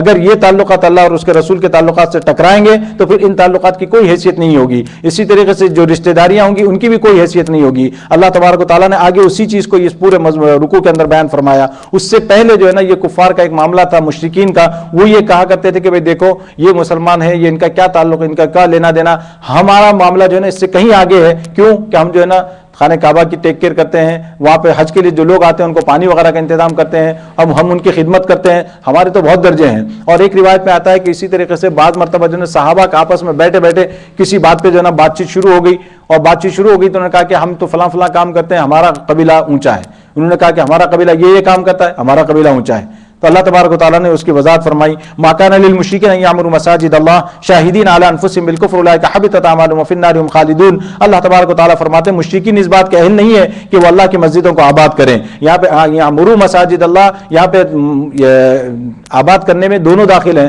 کہ یا تو آپ اس کی عمارت کو لے لیں یا مسجد کو آباد کرنے سے مراد جو مسجد کے اصل اعمال ہیں اس کو مراد لے لیں، یہ دونوں چیزیں اس کے اندر داخل ہیں۔ اللہ تبارک و تعالیٰ فرماتے ہیں دونوں اعتبار سے ان کو حق نہیں ہے، شاہدین علی انفسہم بالکفر، جبکہ یہ جو ہے نا خود اپنے اعمال کے لیے جو ہے نا کفر کے گواہ بنے ہوئے ہیں، اپنے اعمال کے اعتبار سے کفر کے گواہ بنے ہوئے ہیں۔ اولئک حبطت اعمالہم، اللہ فرماتے ہیں کہ ان کے اعمال کی کوئی حیثیت نہیں ہے، ان کے اعمال تو غارت ہو چکے ہیں، کیونکہ اصل بنیاد کیا ہے؟ جب ایمان ہوگا تب اس کے بعد آپ جو نیک عمل کریں گے وہ قائم رہیں گے، ورنہ ایمان کے بغیر کتنی آدمی نیک عمل کرے تو اس کو بظاہر تو نیک عمل لگے گا لیکن حقیقت میں بے بنیاد ہوگا، کیونکہ اس کی بنیاد ہی نہیں ہے۔ اس لیے اللہ فرماتے ہیں وفی النار هم خالدون، وہ لوگ ہمیشہ جہنم میں رہیں گے۔ اس کے بعد اللہ تبارک و تعالیٰ نے یہ بھی بیان فرما دیا کہ جب ان کو حق نہیں ہے تو پھر کن کو حق ہے مسجد کے تعمیر کرنے کا یا مسجد کو آباد کرنے کا یا مسجد کے متولی بننے کا حق کس کو ہے؟ اللہ نے فرمایا انما یعمر مساجد اللہ من آمن باللہ والیوم الاخر واقام الصلاۃ وآتى الزکاۃ ولم یخش الا اللہ۔ اللہ تبارک و تعالیٰ نے یہاں پہ ان کی صفات بیان فرمائی ہے۔ مسجدوں کو تو وہی لوگ آباد کرتے ہیں جو اللہ اور یوم آخرت پر ایمان لاتے ہیں اور نماز قائم کریں اور زکوٰۃ ادا کریں اور اللہ کے سوا کسی سے نہ ڈریں، اللہ کے سوا کسی سے نہ ڈریں، یعنی جب اللہ کا حکم آ جائے اللہ کے حکم کے خلاف جو ہے نا کسی کی پرواہ نہ کریں۔ فعسى اولئک ان یکونوا من المہتدین، اللہ تبارک و تعالیٰ فرماتے ہیں کہ یہی لوگ جو ہے نا کامیاب ہوں گے۔ اجعلتم سقایۃ الحاج وعمارۃ المسجد الحرام کمن آمن باللہ والیوم الاخر وجاہد فی سبیل اللہ۔ دیکھیے اللہ تبارک و تعالیٰ نے یہاں لا کر وہ بتا دیا کہ تم حاجیوں کے پانی پلانے کو اور مسجد حرام کو جو ہے نا ٹیک کیئر کرنے کو تم اس کے برابر شمار کرتے ہو جیسے کہ وہ آدمی جو اللہ پر ایمان لائے اور آخرت پر ایمان لائے اور اللہ کے راستے میں جہاد کرے۔ اللہ فرماتے ہیں لا یستوون عند اللہ، یہ لوگ اللہ کے ہاں برابر نہیں ہو سکتے، ان کے کوئی برابری نہیں ہے۔ واللہ لا یہدی القوم الظالمین، اللہ ان کو ہدایت نہیں دیتے۔ اس کے بعد اللہ تبارک و تعالیٰ نے مومنین کا حکم بیان فرمایا کہ ایمان والے کون ہیں؟ جو اللہ تبارک و تعالیٰ کی ہجرت کرتے ہیں، جہاد کرتے ہیں اللہ کے راستے میں اپنے جان اور مال سے۔ اعظم درجات عند اللہ، اور یہی لوگ ہیں جن کے بہت بلند درجے ہیں اللہ تبارک و تعالیٰ کے پاس۔ آگے جو ہے نا ایک آیت چھوڑ کے اس کے بعد دیکھیں آپ اللہ نے کیا فرمایا آیت نمبر 23 کے اندر، یا ایھا الذین آمنوا لا تتخذوا آباءکم واخوانکم اولیاء، اے مسلمانوں اے مومنوں تم کو یہ کہا جا رہا ہے کہ تم اپنے باپ دادا کو، اپنے باپوں کو اور اپنے بھائیوں کو تم دونوں دوست نہ بناؤ۔ کب؟ ان استحبوا الکفر علی الایمان، اگر وہ ایمان کے مقابلے میں کفر کو ترجیح دیتے ہیں، ایمان کے مقابلے میں کفر کو اگر پسند کرتے ہیں تو اللہ فرماتے ہیں کہ تم ان کو جو ہے نا تم دوست نہ بناؤ، ان کے ساتھ رشتہ داری دوستی تمہاری ختم، یعنی جو کچھ اصل دوستی ہوگی تمہاری کس سے ہوگی؟ اللہ اور اس کے رسول کی، جو اس رشتے سے ملے گا وہی تمہارا دوست ہوگا۔ وَمَن يَتَوَلَّهُم مِّنكُمْ فَأُولَٰئِكَ هُمُ الظَّالِمُونَ، اور اللہ تبارک و تعالیٰ فرماتے ہیں کہ دیکھیے، اور جو اس کے بعد والی جو آیت ہے آیت نمبر 24، یہ دیکھیں کیسی آیت ہے، قل ان كان آباؤكم وابناؤكم واخوانكم وازواجكم وعشيرتكم واموال اقترفتموها وتجارة تخشون كسادها ومساكن ترضونها، یہاں پہ اللہ تبارک و تعالیٰ نے 8 چیزیں بیان فرمائی ہے، 8 ایسی چیزیں بیان فرمائی ہے۔ اب دیکھیں اللہ تبارک و تعالیٰ کیا فرماتے ہیں، اے پیغمبر مسلمانوں سے کہہ دیجئے کہ اگر تمہارے باپ، تمہارے بیٹے، تمہارے بھائی، تمہاری بیویاں اور تمہارا خاندان اور وہ مال و دولت جو تم نے کمایا ہے اور وہ کاروبار جس کے مندہ ہونے کا تمہیں اندیشہ ہے اور وہ رہائشی مکان جو تمہیں پسند ہے، تمہیں اللہ اور اس کے رسول سے اور اس کے راستے میں جہاد کرنے سے زیادہ محبوب ہیں، تو انتظار کرو یہاں تک کہ اللہ اپنا فیصلہ صادر فرما دے۔ یہ دیکھیں یہ 8 چیزیں اللہ تبارک و تعالیٰ نے یہاں پہ بیان فرمائی ہے، اور یہی وہ چیزیں ہیں جس کی وجہ سے انسان اللہ اور اس کے رسول کی مخالفت کر بیٹھتا ہے۔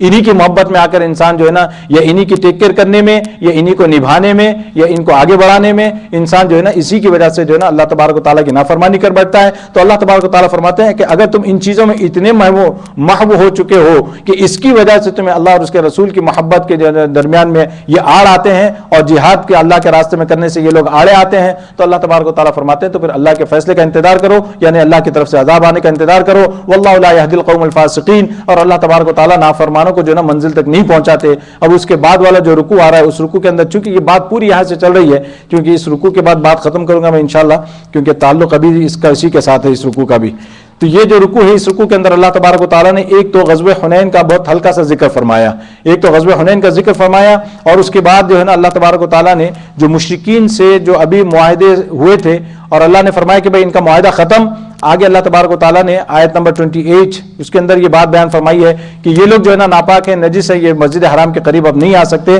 یہاں پہ جو ہے نا ایک معاملہ بڑا مسلمانوں کے لیے یہ ہو گیا تھا کہ اگر یہ لوگ مسجد تک نہیں آ سکتے، مسجد حرام تک، تو ان کے ذریعے سے اکانومی چل رہی تھی، کیونکہ یہ حج کے لیے آتے تھے، اس کی وجہ سے وہاں پہ ریونیو جنریٹ ہوتا تھا مسلمانوں کے لیے۔ تو اللہ تبارک و تعالیٰ فرماتے ہیں کہ بھائی وَإِنْ خِفْتُمْ عَيْلَةً فَسَوْفَ يُغْنِيكُمُ اللَّهُ، اگر تم اس سے ڈرتے ہو، اندیشہ کرتے ہو، تو اللہ فرماتے ہیں کہ اللہ تمہیں غنی کر دے گا اپنے فضل سے۔ یہ اللہ تبارک و تعالیٰ کا فیصلہ ہے۔ اس کے بعد اللہ تبارک و تعالیٰ نے فرمایا قاتلوا الذین لا یؤمنون باللہ ولا بالیوم الآخر ولا یحرمون ما حرم اللہ۔ یہاں سے وہ بات شروع ہو رہی ہے، یہاں سے جو ہے نا اب مضمون چل رہا ہے کس غزوہ تبوک کا، یہاں سے غزوہ تبوک کا مضمون چلے گا، تو تقریباً یہ سورت جو ختم ہوگی وہاں تک کہ پورا مضمون غزوہ تبوک کا۔ تو اس سے پہلے جو آیت یہاں پہ گزری ہے، آیت نمبر جو ہے نا 25 کے اندر اللہ تبارک و تعالیٰ نے غزوہ حنین کا ذکر فرمایا، لقد نصرکم اللہ فی مواطن کثیرہ۔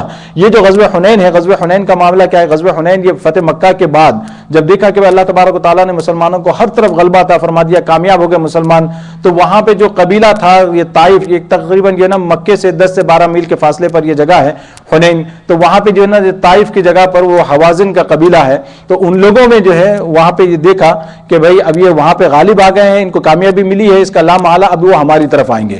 تو حوازن میں جو تھے نا مالک ابن عوف، وہ جو ہے نا ان کے سردار تھے، انہوں نے جو ہے نا اس اندیشے کو پہلے سے بھانپ لیا، بھانپ کے جو ہے نا انہوں نے تیاری کی، اور تیاری کر کے نہ صرف وہ بلکہ اور بھی جتنے قبیلے تھے آس پاس سب کو انہوں نے جو ہے نا تیار کیا کہ بھائی تیار ہو جاؤ، یہ لوگ آئیں گے، ان سے مقابلہ کرنا ہوگا۔ اس کے لیے جو ہے نا روایتوں میں آتا ہے کہ تقریباً ان کے پاس 24 سے 25 ہزار کے لشکر تیار کیا انہوں نے مسلمانوں سے مقابلے کے لیے، اور ان کا یہ دعویٰ تھا کہ بھائی مسلمانوں تمہارا جو ہے نا اب تک جو ہے نا کسی صحیح قوم سے مقابلہ نہیں ہوا ہے، صحیح طرح کی جو ہے نا فوج سے مقابلہ نہیں ہوا ہے، تم نے اپنی طرح کے لوگوں سے فائٹ کر لی ہے، قریش سے لڑ کے تم سمجھ رہے ہو کہ تم کامیاب ہو، ذرا آؤ ادھر ہم تمہیں دکھاتے ہیں۔ تو یہ گویا کہ ان کا یہ دعویٰ تھا، اور اسی کے لیے انہوں نے پوری تیاری کی تھی، اور ان لوگوں کی تیاری بڑی عجیب طرح کی تھی کہ پورے مال و دولت، بیوی بچے، بانس، جو کچھ تھا سب میدان میں لے آئے۔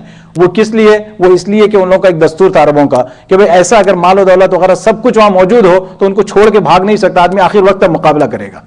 اس وجہ سے وہ سب لے آئے، اور لے آنے کے بعد جب دیکھا کہ اللہ کے رسول صلی اللہ علیہ وسلم کو جب اطلاع ملی کہ ان لوگوں نے اس طرح کی تیاری کی ہوئی ہے، تو پھر اللہ کے رسول صلی اللہ علیہ وسلم نے ان کا رخ کیا، اور ادھر بھی مسلمانوں کا بڑا یعنی لشکر تھا، بڑی تعداد تھی مسلمانوں کی۔ کتنی تعداد؟ کچھ اندازہ؟ جلدی سے، ٹائم کم ہے۔ 10,000 تو فتح مکہ کے وقت تھے، 12 سے 14 ہزار کا لشکر مسلمانوں کے پاس، اور یہ سب سے بڑی تعداد اب تک کی مسلمانوں کی۔ اس اعتبار سے آپ دیکھیں تو اب تک کی سب سے بڑی تعداد۔ لہذا جب آپ آ رہے ہو اس طرف، اب آپ کو خیال ہوا کہ بھائی اللہ تبارک تعالیٰ فرماتے ہیں فی مواطن کثیرۃ ویوم حنین اذ اعجبتکم کثرتکم، آپ کی جو اتنی بڑی تعداد ہے وہ بھی آپ کو اچھی لگی، بھلی لگی۔ اب مسلمانوں کو خیال ہوا کہ جب ہم 313 تھے، جب وہاں کامیاب ہو گئے، تو یہاں تو آج تو ہماری کامیابی کو کون روک سکتا ہے؟ آج ہمیں ناکامی کا منہ دیکھنا ہی نہیں پڑ سکتا، یعنی کہ کوئی چانس ہی نہیں ہے اس کا۔ یہ جو ہے نا ان کو بہت اچھی لگی، حتیٰ کہ جو ہے نا بعض روایتوں میں آتا ہے کہ ابوبکر صدیق رضی اللہ عنہ کی زبان پر بھی یہ کلمات آ گئے کہ جب وہاں ہم کامیاب ہوئے تو آج ہمارے کون روک سکتا ہے، آج کون روک سکتا ہے ہمیں؟ تو اللہ تبارک و تعالیٰ نے اس کا اثر دکھایا کہ جب یہ بڑے ادھر، تو مسلمانوں پر جو ان لوگوں نے تیر اندازی کی ہے، جس طرح سے تیر برسائے ہیں، کیونکہ یہ قبیلہ جو ہے نا مشہور تھا تیر اندازی کے لیے، اور تیر اندازی کے لیے ان لوگوں نے پہلے سے پوزیشن ایسی سنبھال لی تھی، پہاڑوں میں چھپ کر بیٹھ گئے تھے اطراف سے، اور یہ جو مسلمانوں کو گزرنا پڑتا تھا ایک ویلی کے ذریعے سے، یہ جو ہے نا وادی میں سے گزرنا پڑتا تھا، اور ان لوگوں نے اوپر سے بیٹھ کے تیر برسائے، اور بعض روایتوں میں آتا ہے کہ اس قدر تیر برسائے کہ جیسے کہ وہ جو بادل ہوتا ہے، جیسے بادل چھا جائے، یعنی سورج کی روشنی تک نہیں پہنچ سک رہی تھی، اتنی کثرت سے تیر برسائے۔ اندازہ لگا یہ کیا لوگ آدمی کا، وہاں پہ انسپیکٹڈ ایک دم جو ہے آپ کے اوپر تیر برسنے شروع ہو جائیں، اور کیا حالت بھی ہوگی۔ تو خیر بہرحال جو ہے کہ وہ مسلمان جو ہے نا پسپا ہوئے، اور پھر ادھر ادھر تتر بتر ہوئے، اور بہت عجیب حالات ہوئے اس وقت بھی، لیکن اللہ کے رسول صلی اللہ علیہ وسلم بڑی ثابت قدمی کے ساتھ آگے بڑھتے رہے، اور پھر اس وقت اللہ کے رسول صلی اللہ علیہ وسلم نے سیدنا عباس رضی اللہ عنہ سے کہا کہ بھائی آواز لگاؤ، پھر اس وقت حضرت عباس رضی اللہ عنہ نے آواز لگائی۔ حضرت عباس کے متعلق اس روایتوں میں آتا ہے کہ آپ کی آواز بہت بلند تھی، بہت اونچی آواز تھی، بعض روایتوں میں آتا ہے کہ 5 میل تک آپ کی آواز سنی جا سکتی تھی جب وہ چیختے تھے، اور اب تو یہ ویلی کا معاملہ ہے، وادی کے اندر کھڑے ہیں، اور وہاں تو ویسے ہی اگر آپ آواز لگائیں تو جو ہے نا آواز گونجتی ہے۔ تو حضرت عباس رضی اللہ عنہ نے آواز لگائی، اور آپ صلی اللہ علیہ وسلم کے کہنے کے مطابق تو پھر جو ہے نا صحابہ کو ہوش آئے، پھر یہ کیا ہوا، پھر سب سنبھلے، پھر اس کے بعد جو ہے نا مقابلہ ہوا، پھر جو ہے نا اللہ تبارک و تعالیٰ نے مسلمانوں کو کامیابی عطا فرمائی. یہ غزوہ حنین اللہ تبارک و تعالیٰ نے دونوں کا ذکر فرما دیا. پہلے بدر کا ذکر فرمانے کے بعد اللہ تبارک و تعالیٰ نے حنین کا بھی ذکر کر دیا. تو بدر کی کامیابی کو یہ مت سمجھنا کہ تم محض اپنی وجہ سے کامیاب ہوئے، بلکہ وہاں تو اللہ کی مدد تمہارے ساتھ اس وجہ سے، اور حنین میں اس وجہ سے تم ناکام ہوئے. تم یہ مت سمجھنا کہ تمہاری کثرت کی وجہ سے تم کامیاب ہو جاؤ گے. فرمایا کامیابی ناکامی کثرت اور قلت میں نہیں رکھی اللہ نے فرمایا کہ جہاں بھی ہوگی کامیابی ناکامی اللہ کے احکام سے، اللہ تبارک و تعالیٰ کے تعلق سے ہی ہوگی. اس کو اللہ تبارک و تعالیٰ نے اس میں ذکر فرمایا. اللہ تبارک و تعالیٰ سے دعا کہ اللہ تبارک و تعالیٰ ہم سب کو قرآن مجید کو صحیح طور پر سمجھنے، اس پر عمل کرنے کی توفیق عطا فرمائے. وآخر دعوانا الحمدللہ رب العالمین.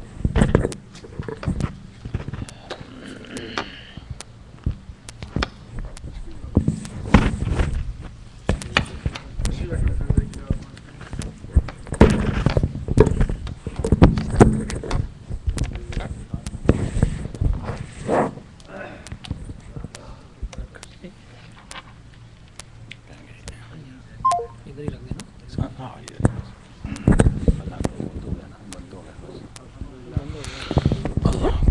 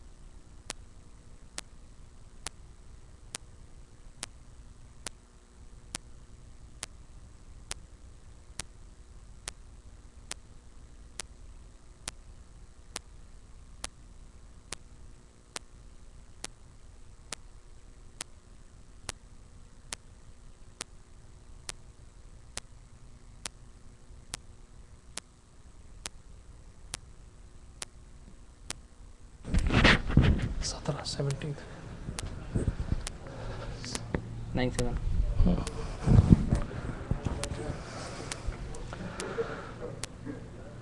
الله أكبر الله أكبر الله أكبر الله أكبر أشهد أن لا إله إلا الله أشهد أن لا إله إلا الله أشهد أن محمدا رسول الله أشهد أن محمدا رسول الله حي على الصلاة حي على الصلاة حي على الفلاح حي على الفلاح الله أكبر الله أكبر لا إله إلا الله